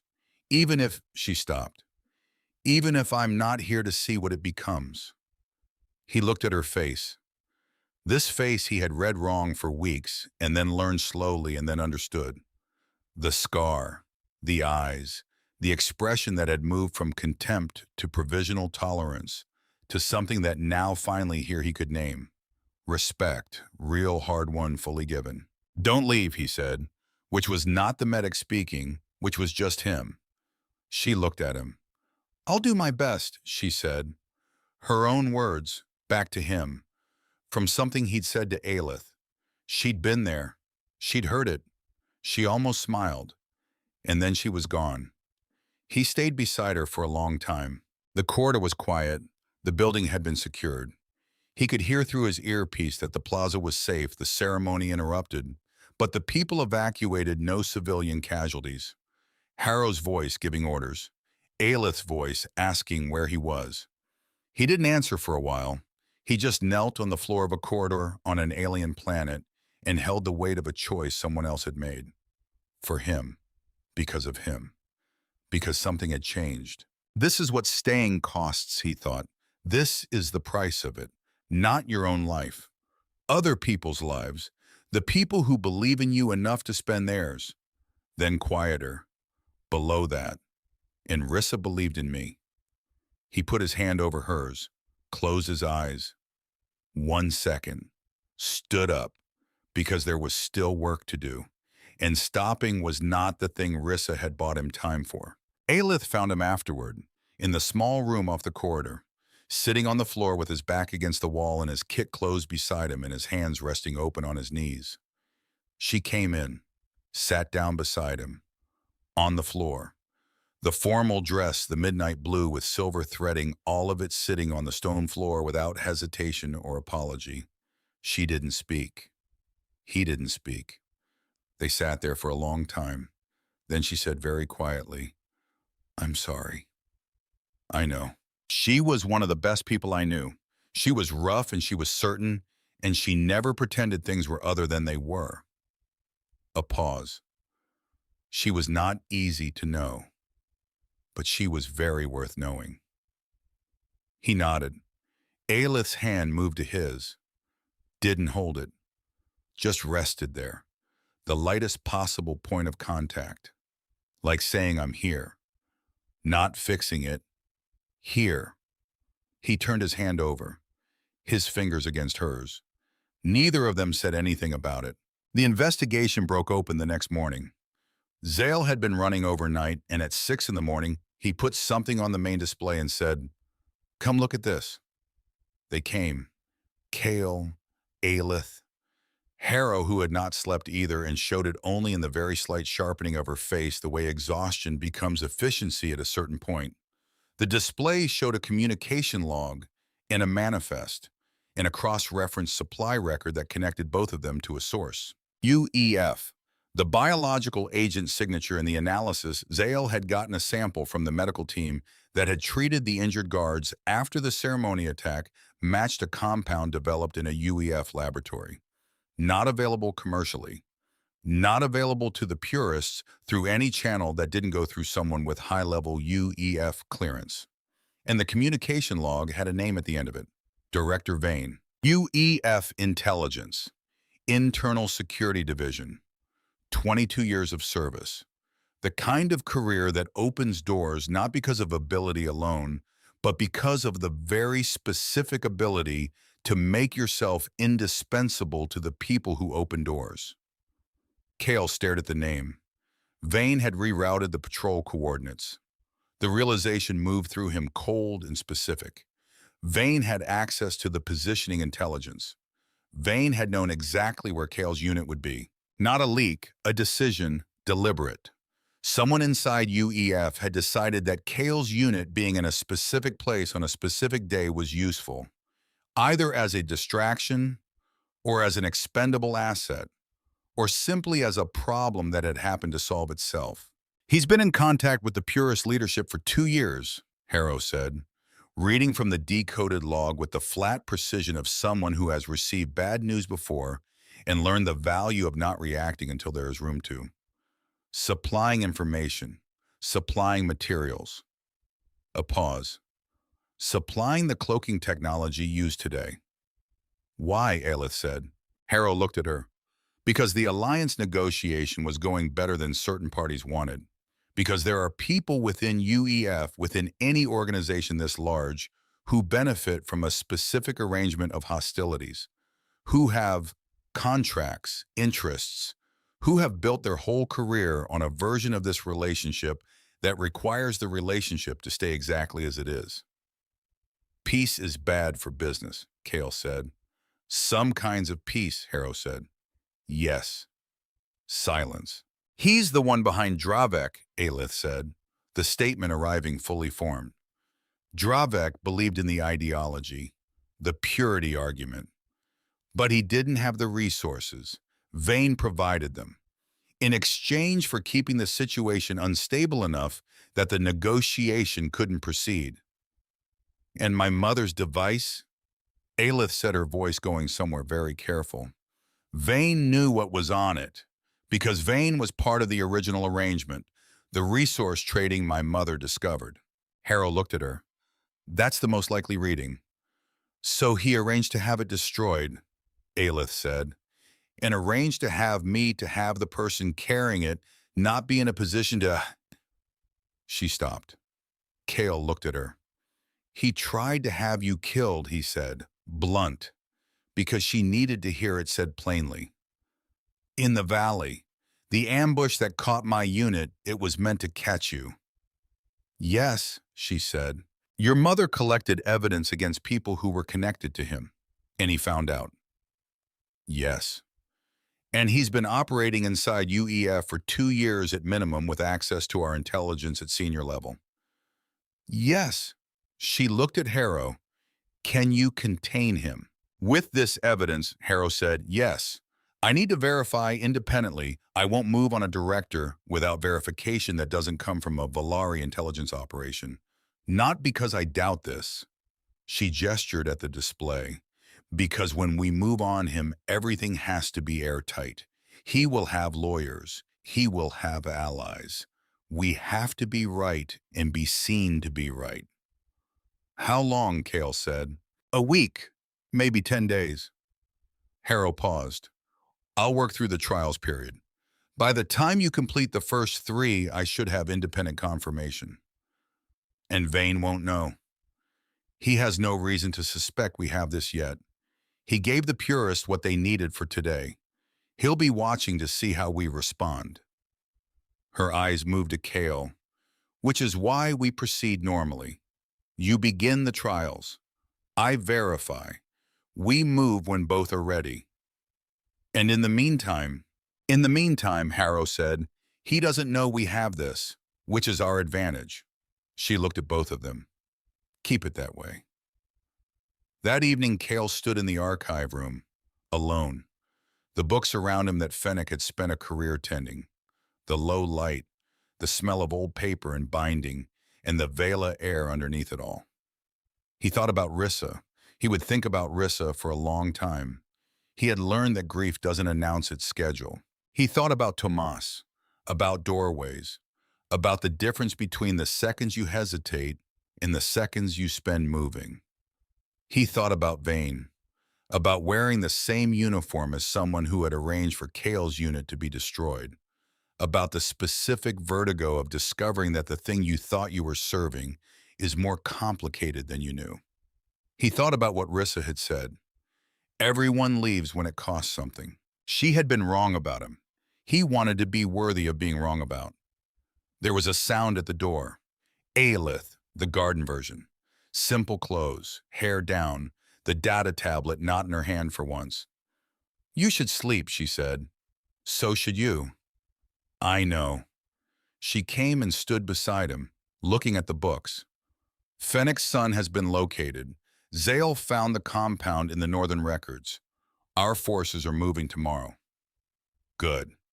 It won't undo what he did." "No, but it'll mean something to a 20-year-old kid who's been a hostage for 8 months. She nodded. "My mother was right about something," Aelith said. "She used to say the truth is always the cheaper option in the long run. But in the short run," she stopped. "In the short run, it's the most expensive thing there is," Cale said. "Yes." She looked at him. "We still haven't told my father everything. About Vane. About the full scope of what Vane's people were doing within UEF. About what that means for the alliance negotiation." "Harrow's verification first." "Yes." She was quiet. "Then Cale, when we have everything, when we have the full truth, what do we do with it?" He looked at her. "What do you mean?" "I mean," she turned to face him, direct, the way she always was. "There is a version of this where we present the truth and the alliance holds. And there is a version where we present the truth and the alliance fractures. Because trust once broken doesn't unbreak," he said. "Yes. And you're wondering whether to present it. I'm wondering what you think." He sat with that, genuinely sat with it. Not the automatic answer. Not the answer he would have given 4 months ago before Vela, before Rissa, before a garden and 3 moons, and learning the word for morning light. "Your mother believed the truth was the cheaper option in the long run," he said. "Yes." "She was right," Cale said. "Whatever the alliance cost to begin with honesty, it costs more without it. Because you'd be building on something that isn't solid. And someday the weight of it would crack the foundation." Aelith looked at him for a long time. "You know," she said quietly, "when Rissa told me she was wrong about you, I wasn't surprised." She paused. "I was relieved, because I had already decided I was right about you, and Rissa was very rarely wrong." He couldn't find words for that, so he didn't try. He just stood beside her in the archive room with the old books around them, and the Vela night outside the high window, and the weight of everything coming. And she was beside him. And that was for now. For this moment. For the space between what had happened and what was coming enough. 3 days later, a new signal appeared on the Valari long-range sensors. Zael found it at 4 in the morning and did not bother to decide whether it was the right time to knock on doors. He knocked on doors. Cale opened his, took one look at Zale's face. "How many ships?" he said. Zale held up the sensor reading. Cale looked at it. He thought, of course. Of course, because nothing is allowed to be just one thing. The Vidian fleet, on the edge of Valari space, moving slow and deliberate in the way of forces that are not in a hurry because they have already decided the outcome. He thought about the trials, the 5 tests he was going to have to face before the Valari Royal Council would accept him, before the alliance could be formalized, before any of this became the thing they needed it to be. He thought about the fact that he was going to have to do those trials now. Immediately, while the fleet was moving, while Harrow was verifying the Vane case, while Fennec's son was being extracted, while Aelith was managing a palace that had been through a coup and a ceremony attack in 6 weeks, he thought, I don't know if I can do this. And then below that, but I'm not going to find out by standing in the doorway. He got dressed. Part 3, The Oath of the Outsider. The trials began at dawn. No ceremony, no speech, just an elder in gray robes appearing at Cale's door in the dark hour before the sun and saying in very precise standard English, "It is time." And Cale, who had not slept anyway, said okay, and pulled on his boots. He had been told there were 5 trials. He had not been told what they were. This was apparently traditional, which was the Valari way of saying, you don't get to prepare, you get to be who you are, and we will see if that is enough. Aelith had told him this 2 nights before, standing in the corridor outside the intelligence room with star charts in her hand and exhaustion in her eyes, and something else underneath both of those. Something that moved like fear but held itself too still to be named. "I can't tell you what the trials are," she said. "I know. I want to. I know that too." She looked at him. "You're not afraid." "I didn't say that." "You look. I look like someone who has run out of time to be afraid in." He met her eyes. "That's different." She was quiet for a moment. "Aelith." He said her name the way he'd learned to say it. Not the formal version. Not the princess version. Hers. "Whatever the trials are, I've been facing what I'm afraid of since I got here. I don't think they're going to show me anything new." She looked at him for a long time. "You might be surprised," she said. She was right. The first trial was the forest. Specifically the Valari forest on the eastern edge of the capital. Ancient, dense, the kind of forest that has its own weather, in its own time, and its own opinion about whether you belong in it. The elder gave him the ancestor sphere, heavy, warm somehow, pulsing faintly against his palms like a slow heartbeat. "Carry it to the sacred grove," the elder said, "before the third sun reaches the horizon." He looked at the forest. He looked at the sphere. "Okay," said his brain, "this is fine. This is a forest. You've been in forests." He had been in forests. Not like this one. The Valari forest moved. Not dramatically. Just the way living things move when they are large enough and old enough to have developed preferences.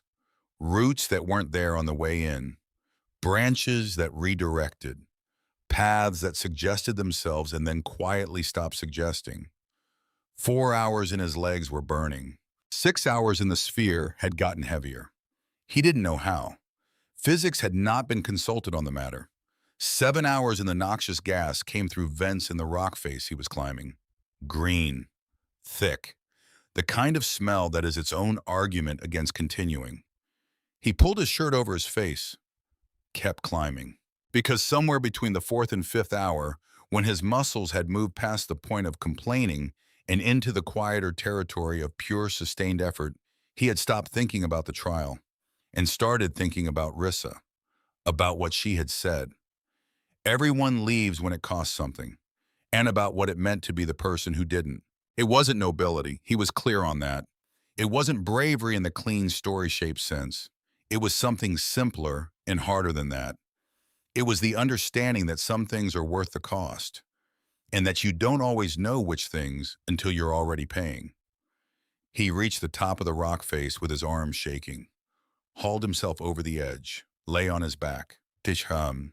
Above him, the sacred grove, ancient stone monoliths rising from the clearing, humming with something that was not quite sound. He placed the sphere on the altar, collapsed to his knees, and somewhere in the trees around him, voices of the watching Valari rose in something he didn't have words for. Not applause, older than applause. The sound of recognition. The second trial was the spacecraft. 400 years old, in a cavern that smelled like deep time, hull intact, engines cold for a century at minimum. "Repair it," the trial elder said. "Fly it through the asteroid belt of Cathala." Kale looked at the ship. The ship was magnificent, ancient and curved and specific in the way of something built by hands that understood what they were building. Every element in conversation with every other. He had no idea how it worked, which was the point. He stood in front of an alien spacecraft 4 centuries old and had to make himself not reach for what he knew and instead reach for what he could learn. He called Aelith on the communicator. She wasn't supposed to help him. But she could, the elder had specified, slightly reluctantly answer direct questions. 1 question per hour. "First question," Kale said. "Where is the primary ignition?" "Lower left of the central console. It looks like I see it." "That was fast." "I recognized it. It's similar to—" He stopped. "Never mind how." "Second question. How do the propulsion coils work?" A pause, and then Aelith began to explain. Precise, patient. The way she always explained things without condescension, with the particular care of someone who actually wants you to understand and not just to follow instructions. He listened, adjusted, tried, failed, adjusted again.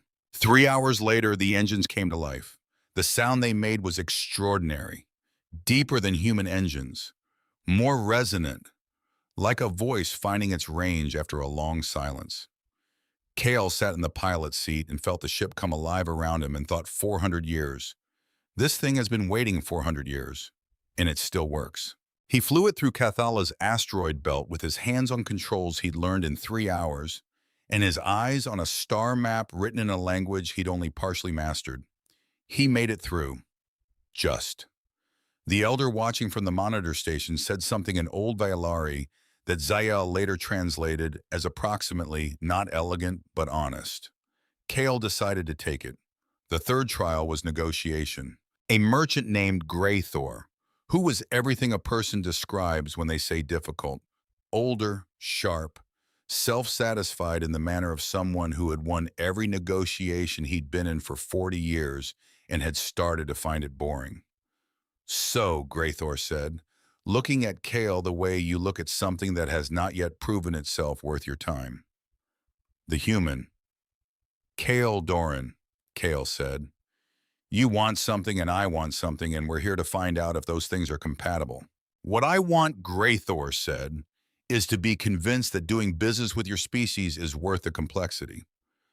What I want, Kale said, is a trade agreement that gives Vailari medicinal technology access to markets your current partners won't take you to. Graythor's scales shifted. Slightly. You've done your research. I've been here long enough to pay attention. What followed was 2 hours of back and forth that made the asteroid belt look relaxing. Graythor was good. He was the kind of negotiator who disguises a trap as a concession and a concession as a trap, and makes you feel like the smartest person in the room right up until the moment you realize you're not. Kale lost ground twice. Significantly. He didn't try to hide it. You're right, he said, after the second time. That was a bad offer. I was trying to close something that isn't ready to close. He looked at Graythor. Here's what I actually have, and here's what I actually need, and I'm not going to dress either of those up. Graythor went still. You're admitting weakness, the merchant said. I'm admitting reality, Kale said, which is faster. A long silence. In 40 years, Graythor said slowly, no one has ever in this room simply told me the truth and stopped. I'm not most negotiators. No, Graythor said. You are not. The longest pause. Let us discuss the medicinal technology. The fourth trial was the combat arena, and it started wrong. He felt it before he stepped onto the arena floor. The slight drag in his muscles, the way his vision was taking a fraction of a second longer to process things than it should. Not dramatic, not sudden, subtle. The kind of wrong that you second guess because it could be exhaustion. It's not exhaustion, said the part of his brain that had been a medic long enough to know the difference. Something was in his system, biological, moving slow and targeted and specific. His opponent, a Vailari warrior, senior patient, was already advancing. Okay, he thought, this is fine. You fought impaired before. You can... He couldn't finish that thought because the first strike came, and he moved wrong and almost went down. He caught himself. Barely. Focus, compensate. Your reflexes are slow, so make them deliberate. Your strength is reduced, so use their momentum. You know this. He knew this. He fell 3 times, got up 4. Because that was the math. That was the only math that mattered. His body was arguing with him in terms that were becoming difficult to ignore. The biological agent whatever Vane's people had introduced, and when in the days before the trial, when Vane was growing desperate, when the net was already closing around him, even if he didn't fully know it yet, was working methodically, narrowing the gap between him and his limits. He completed the required combat forms. He was not sure how. He walked off the arena floor, and Aelith was there, not supposed to be there, absolutely there anyway, and caught him before he fully understood he was falling. Medical team, she said. Sharp, pure directed authority. Don't, she said. He didn't. He was sick for 2 days. The Veilari medical team worked on him alongside the UEF medical officer Harrow had on staff. A combination of treatments that had never been tried together before because they had never needed to be. They worked. On the second day, Zale came in with a sample analysis and a face that had stopped being his usual enthusiastic self and gone very careful and very still. The agent, Zale said, I've been running the compound signature. A pause. It's UEF synthesis. Specifically, and I want to be careful about this, I want to be accurate. It matches a compound developed 18 months ago in a UEF biomedical research division. Kale looked at the analysis on the tablet. Vane, he said. His division had oversight of that research program, Zale said. It doesn't prove he authorized this directly, but someone with access to his division's resources got this into your system on the day of the combat trial. Kale handed back the tablet. Add it to the file. Zale added it to the file. Harrow, when she was told, said one word. Enough, she said, and began making the calls that would quietly, precisely, irreversibly begin to close around Director Vane, like a net he had realized too late was already there. She had spent the days of Kale's first 3 trials verifying. She had what she needed. Vane's desperate gambit with the biological agent had only made the evidence more complete. The 5th trial was the memory chamber. Small room, stone, 1 door and 1 door out, no windows, no light source that Kale could identify, and yet the room was perfectly evenly lit. And on the wall, an old Veilari script that he had learned barely enough to read, "What has kept you here?" He sat down on the floor. He had been given no instructions for this trial, no time limit mentioned, no opponent, no task except be in this room with this question. He sat with it, the way you sit with questions that have too many true answers. He thought about the medic's training, the assignment, the practical necessity of being somewhere that needed someone. He thought about the guilt. Tomas, the doorway, 1 second, the reason he'd stopped hesitating. He thought about Aelith in the forest, gold hair against dark soil, not knowing who she was, not caring. The decision that had felt like pure reflex until he understood it wasn't. He thought about Rissa, about the cost, about what it means to be worth staying for. He sat there for a long time, and eventually, not suddenly, not dramatically, the way real things arrive, rather than perform ones, he knew the answer. It wasn't guilt that had kept him here. Guilt had brought him to Vela. But guilt doesn't sustain anything. Guilt runs out. It burns fast and leaves nothing useful. What had kept him here was something else. Something he hadn't let himself name, because naming things makes them real, and real things can be lost. He named it anyway. He stood up, walked to the wall, pressed his hand against the stone beside the words, spoke quietly in halting Veilari that was still broken in 3 places, but meant what he meant it to mean. What has kept me here is what I found when I stopped running from what I lost. The door opened. He came out of the chamber to find the entire Royal Council waiting, and Voris, and Aelith standing slightly apart from the group with her hands clasped and her face doing the thing holding everything below the surface while the surface stayed clear. The chief counselor stepped forward. Old, very old, eyes that had been watching things for so long they had stopped being surprised by most of them. Kale Doran, the counselor said, you have 1 trial remaining. I know, Kale said. The trial of unity. It is the final and most significant. A pause. It is not a physical test. I know, the counselor gestured. 2 doors, real ones this time. Wood and iron and age in an arched frame at the end of the council chamber. Plaques on each. Kale moved forward to read them. The first, this path confirms your completion of all trials. Your status as a member of Valari Society will be recognized. To proceed, you must use the data contained in the late Queen's communication records as evidence in your testimony. The records are not yours to use. They were entrusted for a specific purpose, but the trial outcome will be secured.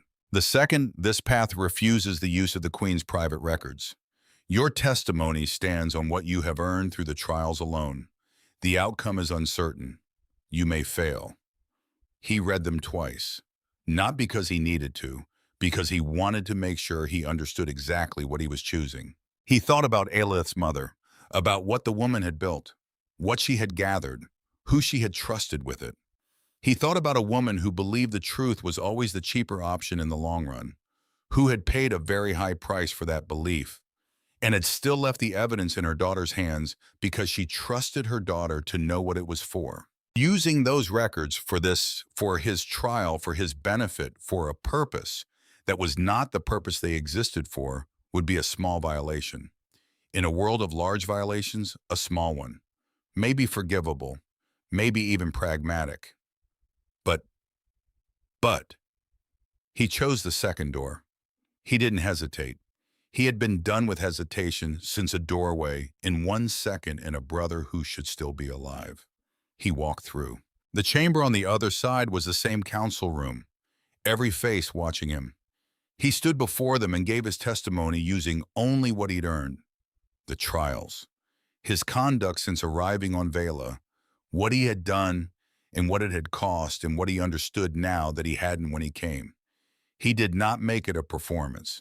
He just told the truth, which was what he had. When he finished, there was silence. Then Voris stood, not the counselor, not the chief official, Voris himself, the king, who had remained still and formal through everything and who now stood with an expression that Chaol had not seen on his face before. The second door, Voris said, no one has chosen it in recorded history. It was the right door, Chaol said. Why? Because the records aren't mine. Because the purpose they exist for is more important than my trial. Because, he paused, found the exact words. Because I want to be part of this society. And this is how you build something worth being part of. One right choice at a time, even when the wrong choice is easier. The silence stretched. Then the chief counselor spoke with the tone of someone delivering a verdict they have reached with genuine conviction. Chaol Doran, you have completed the trials. You are recognized. And then, because there was no pause in the universe for this, because nothing dramatic ever arrives alone, every alert in the chamber activated simultaneously. And Zael's voice came through every available speaker, saying with the specific energy of someone who has very bad news and knows how to deliver it fast. The Vidian fleet, they're here. Full advance formation, 43 ships. And this is the part I really wish I wasn't saying. They have our defense grid coordinates. All of them. Every Valari defensive position. Someone gave them the map. The room moved fast, which is what rooms full of military commanders do when bad news arrives. They stop being a room and become a machine. Harrow was already at the communication station. Chaol was beside her in seconds. Aelith on his other side. Voris behind them, steady in the way of people who have survived enough crises to have a relationship with them. Someone gave them the grid, Harrow said. Our defensive positions are specifically keyed, Aelith said. That information exists in 2 databases, ours and UEF, Chaol said. They looked at each other. Vayne, Harrow said. He knew the alliance would formalize this week. He knew about the trials. He knew if Chaol completed them, he needed to act before the alliance was official, Chaol said, before it became a political reality that would end his ability to maintain the status quo. He turned to the tactical display. He gave the Vidians the grid, expected them to neutralize Violari defenses before we could respond. Are they neutralized? Voris asked. Not yet, Zael said, appearing from somewhere with a tablet and a face that had decided this was a problem and was going to fix it. He gave them the coordinates, but he didn't give them the access codes. The defenses are still active, but they know exactly where everything is, which means they can target specifically and efficiently in how long before they're in weapons range, Kale said. 40 minutes. Can we scramble fighters? Already happening, Ayla said, but we're outnumbered significantly. The prototype fighter, the integrated one. She looked at her father, then at Kale. Voris looked at Kale. Kale looked at the tactical display. At 43 ships moving in a formation that had their defensive grid coordinates. At the numbers that didn't favor anyone in this room. Tell me about the prototype, he said. The prototype fighter was the result of 18 months of Zayel being given a problem and no limits. Human propulsion concepts integrated with Valari hull design. Control interface that adjusted to either physiology. Weapon systems that combined the precision of UEF targeting with the Valari energy redirection capability. In theory. In practice, it had never been tested in actual combat because actual combat had not previously been on the schedule. It's ready, Zayel said, with the confidence of a man who has built a thing and is slightly terrified to watch it fly. Technically ready, the simulations are all Zayel, Kale said. Yes. Is it ready? A pause. Yes, Zayel said, more quietly. Yes, it is. Kale looked at Aelith. She was already looking at him. You're going to tell me you're coming, he said. I'm your co-pilot, she said. The interface is designed for two. I know the Valari systems. You know the UEF targeting protocols. Neither of us can fly it properly alone. And you're going to... Yes, she said. I haven't finished. Yes, she said, again. Whatever you were going to say, yes, I'm coming. He looked at her for a moment. Her expression was clear and resolved in the way of someone who knows exactly what she's walking into and has chosen to walk in anyway. Okay, he said. You're right. I can't do it alone. He almost smiled. And you know it. She did. She absolutely did. And she had the grace not to gloat about it. They launched into a sky that was full. The Vidian fleet came through the outer sensor range like a weather system, dark and organized and enormous. Spiked hulls that caught the Vela sunlight and held none of it dull, absorbing built for function rather than anything else. The prototype handled like something that knew what it wanted to do. Kale felt it in the controls, the responsiveness, the way it anticipated rather than reacted. Zayel, whatever his eccentricities, was genuinely extraordinary at his work. Aelith handled weapons and shields with the focus of someone who has spent her whole life in one building and knows every room. Her hands on the Valari systems moved with a surety that Kale found in the 30 seconds he let himself notice anything other than the battle extraordinary. Formation gap, she said. Their left flank. He'd seen it. 30-second window cycling. I see it. If we go through... I know. Their flagship. I know, he said. I know what's in their flagship. Zayel's device. He looked at the cycling window, at the math, at the specific geometry of 30 seconds and 43 ships, and one prototype, and the thing that needed to happen. Opening a channel to Harrow. Harrow's voice came through immediately. Admiral, Kale said, we've identified a gap in the Vidian formation. 30-second cycle. We can get through to the flagship. If we can board the ancestral device, Harrow said.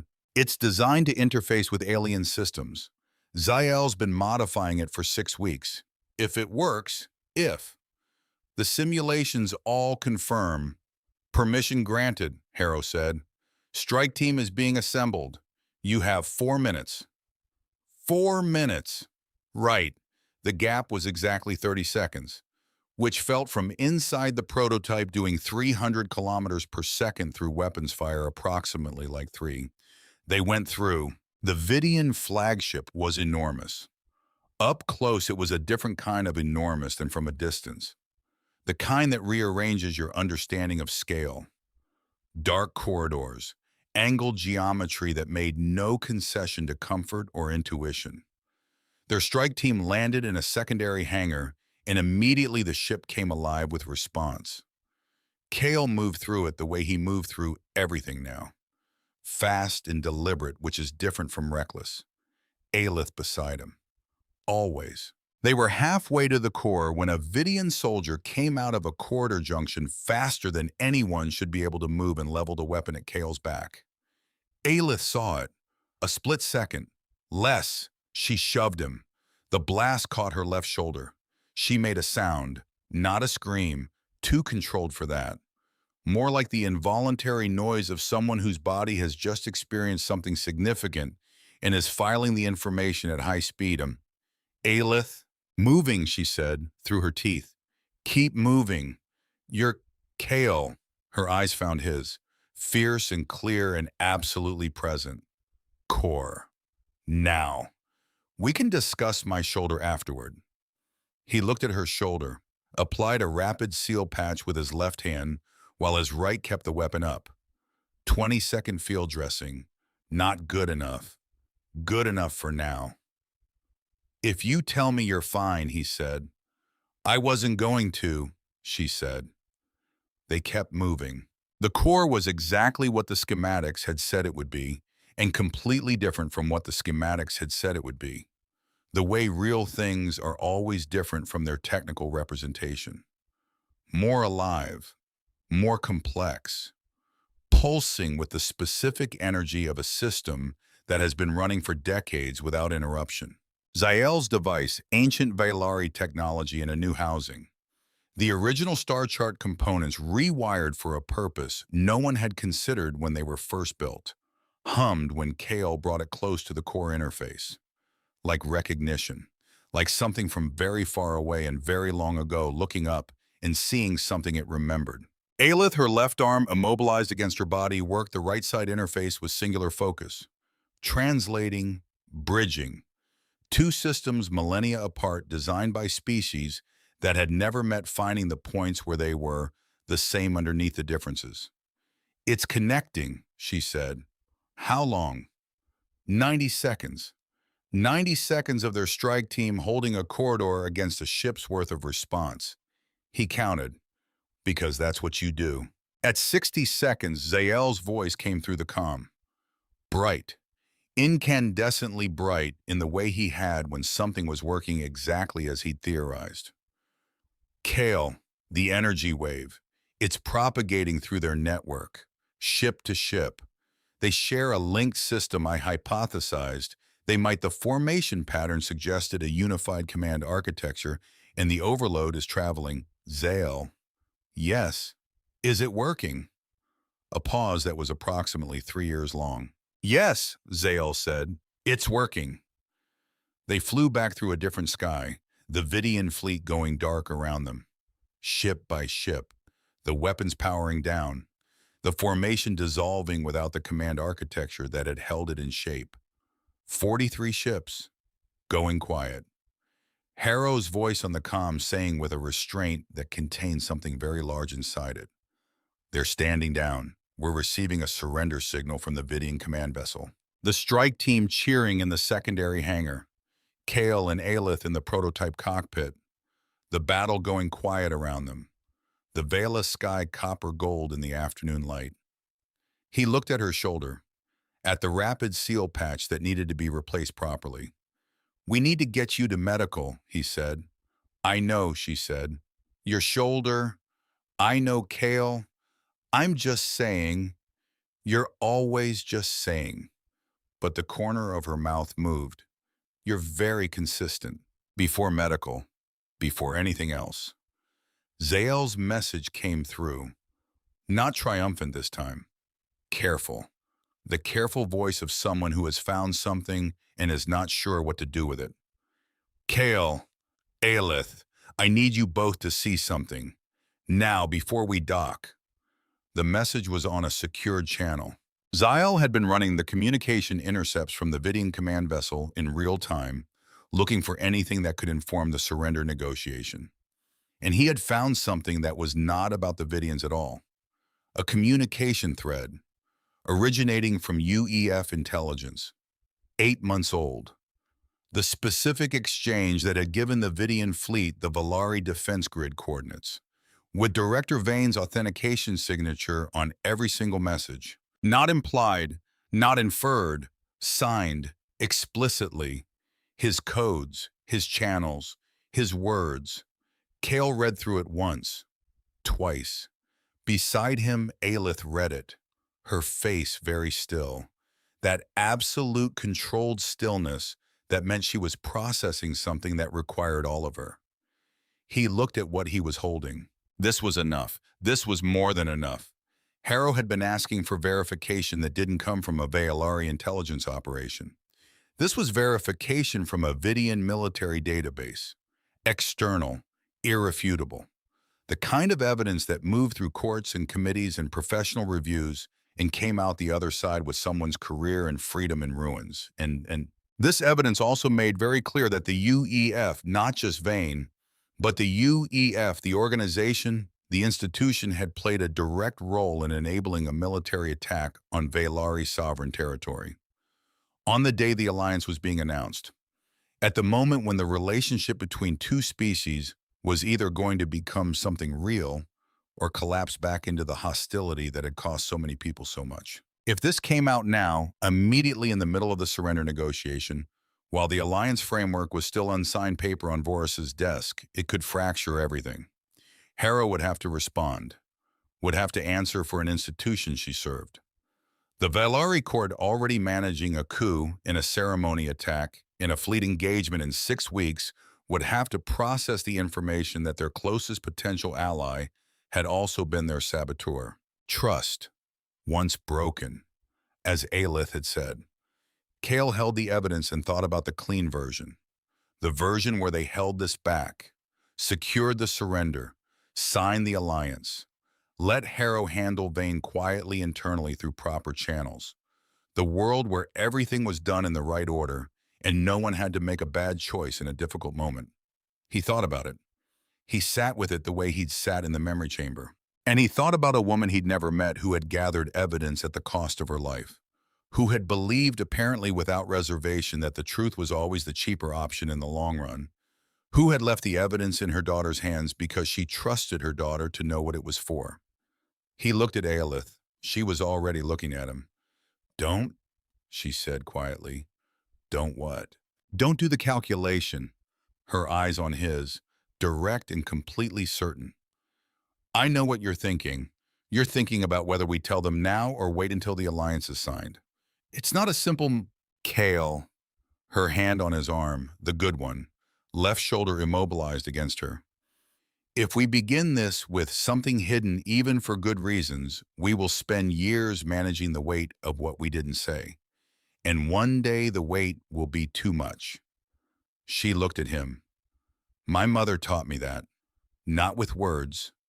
With what happened when she tried to hide what she'd found to protect people she loved." He was quiet.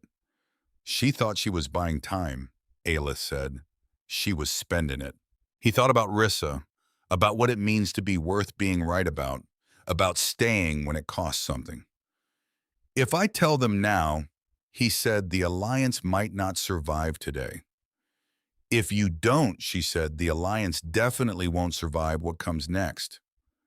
He held the evidence. He thought, okay. He opened the channel to Harrow. There are moments that pivot everything. Most of them don't feel like pivots when they happen. They feel like one person saying a thing in a room, and then the room being very quiet. Kale said the thing. Read the evidence. All of it. Without editing. Without softening. The entire thread.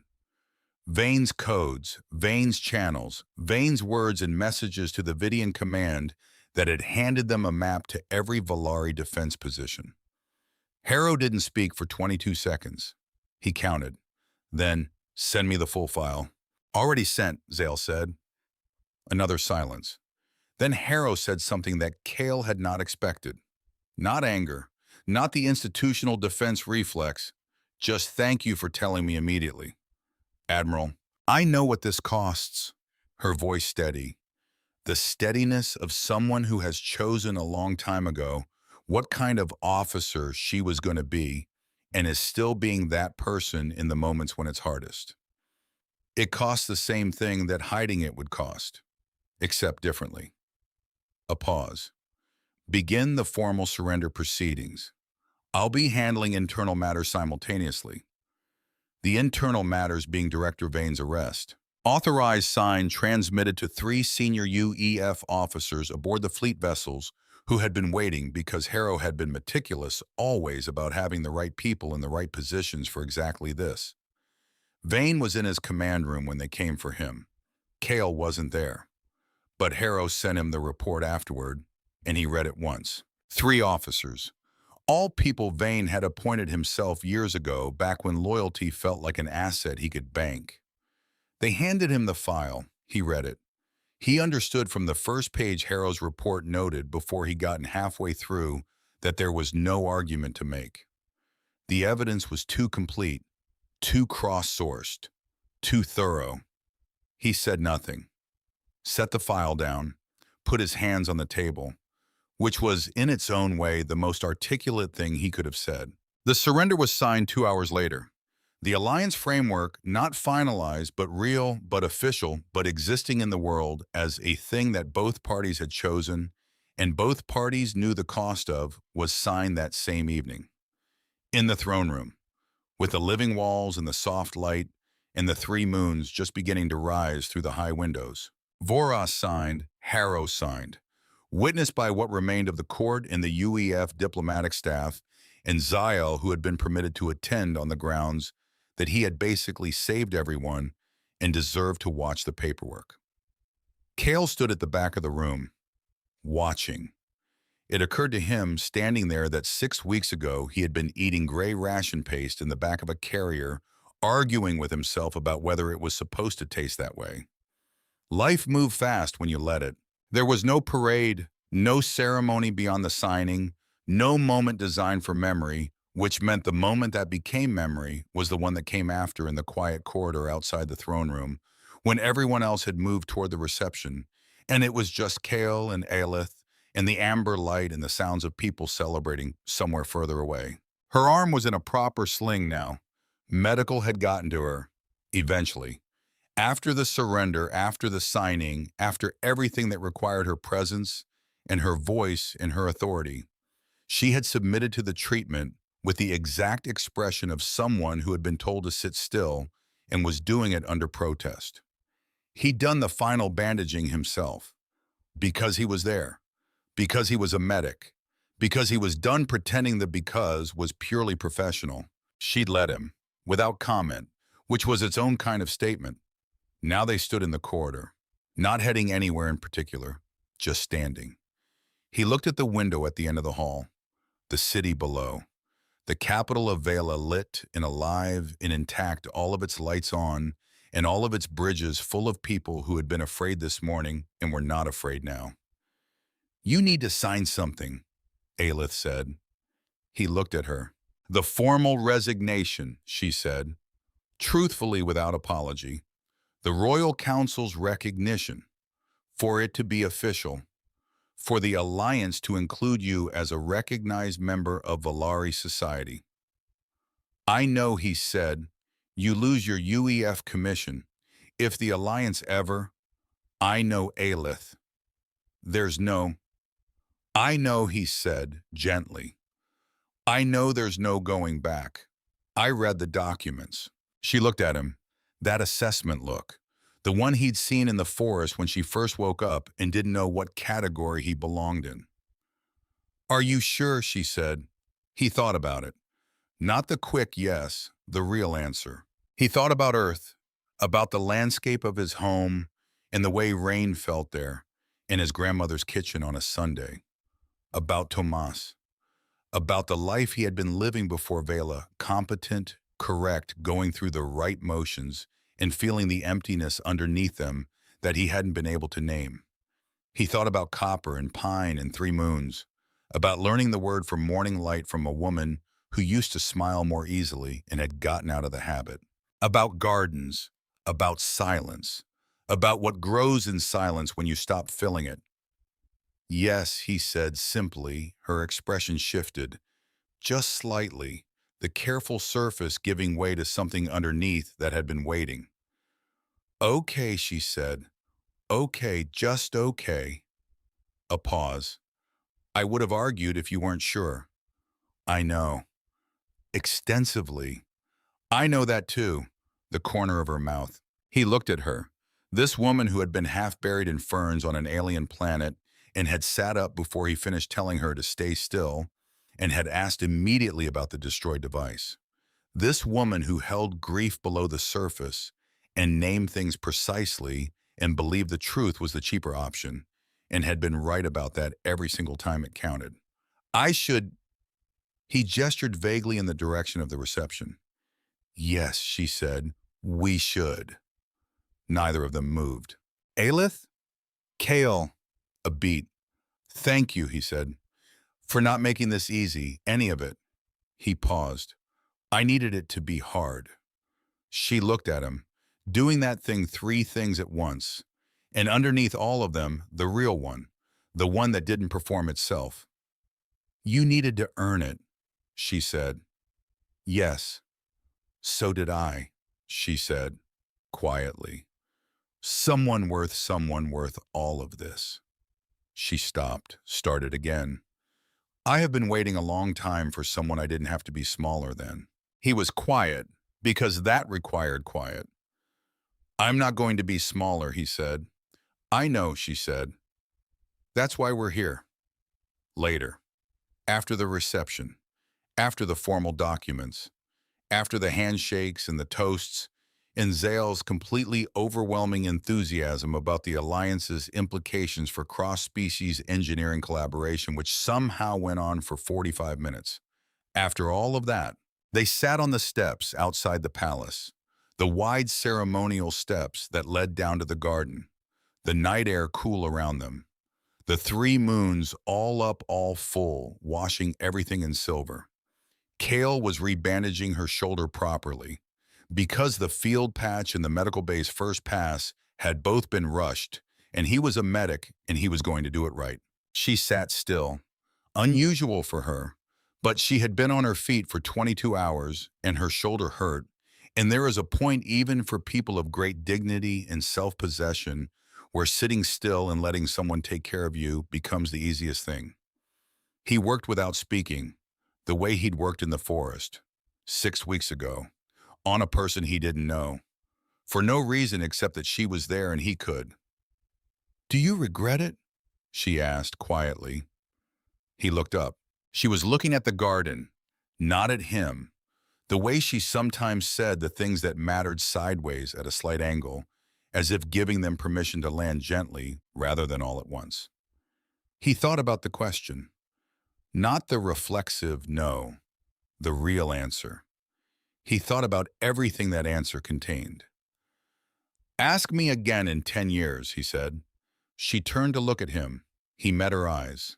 Not because I'm uncertain, he said, because the real answer is going to take time to fully know, and I want to give you the real answer.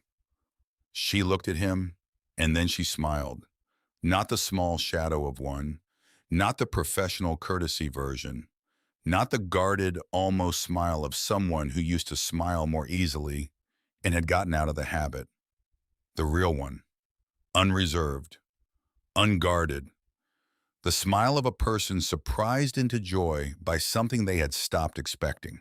He had not seen it before. He understood seeing it that he had been moving toward it without knowing. The way you move toward things you haven't named yet because naming them makes them something that can be lost. He went back to the bandaging, because his hands needed something to do. The 3 moons hung above them in the veil of sky. The garden breathed below. Somewhere inside the palace, people from 2 species who had been afraid of each other for 11 years were tentatively carefully in the way of people who have survived something together and are not sure yet what that means for what comes next beginning. He thought working quietly in the moonlight with the palace behind them and the garden below, and Aelith sitting still for once without argument. There is a version of this story where Kale Doran walks away, where he sees the body in the ferns, where he does the math. That version exists somewhere. This one doesn't. In this one, a medic from Earth kneels in alien ferns and opens his kit. And everything that follows the palace and the trials and the fleet and the signing and these steps in the silver light and the smile he'd been moving toward without knowing all of it begins with the choice not to walk away. There, he said, finishing the bandaging, tying off the last wrap. Aelith looked at his work, then at him. Thank you, she said. Simple, direct, no performance. He nodded, looked out at the garden, at the flowers and colors he'd spent 6 weeks trying to find names for and hadn't quite yet. He suspected that was going to take longer than 6 weeks. He suspected that was a problem he was going to have a great deal of time to work on. Kale Doran, she said. He looked at her. Her expression was the one he'd come to know as the real one. Not the careful surface, not the royal composure, but the thing underneath that she showed to very few people in very few moments. Ask me again in 10 years, she said. He understood he would.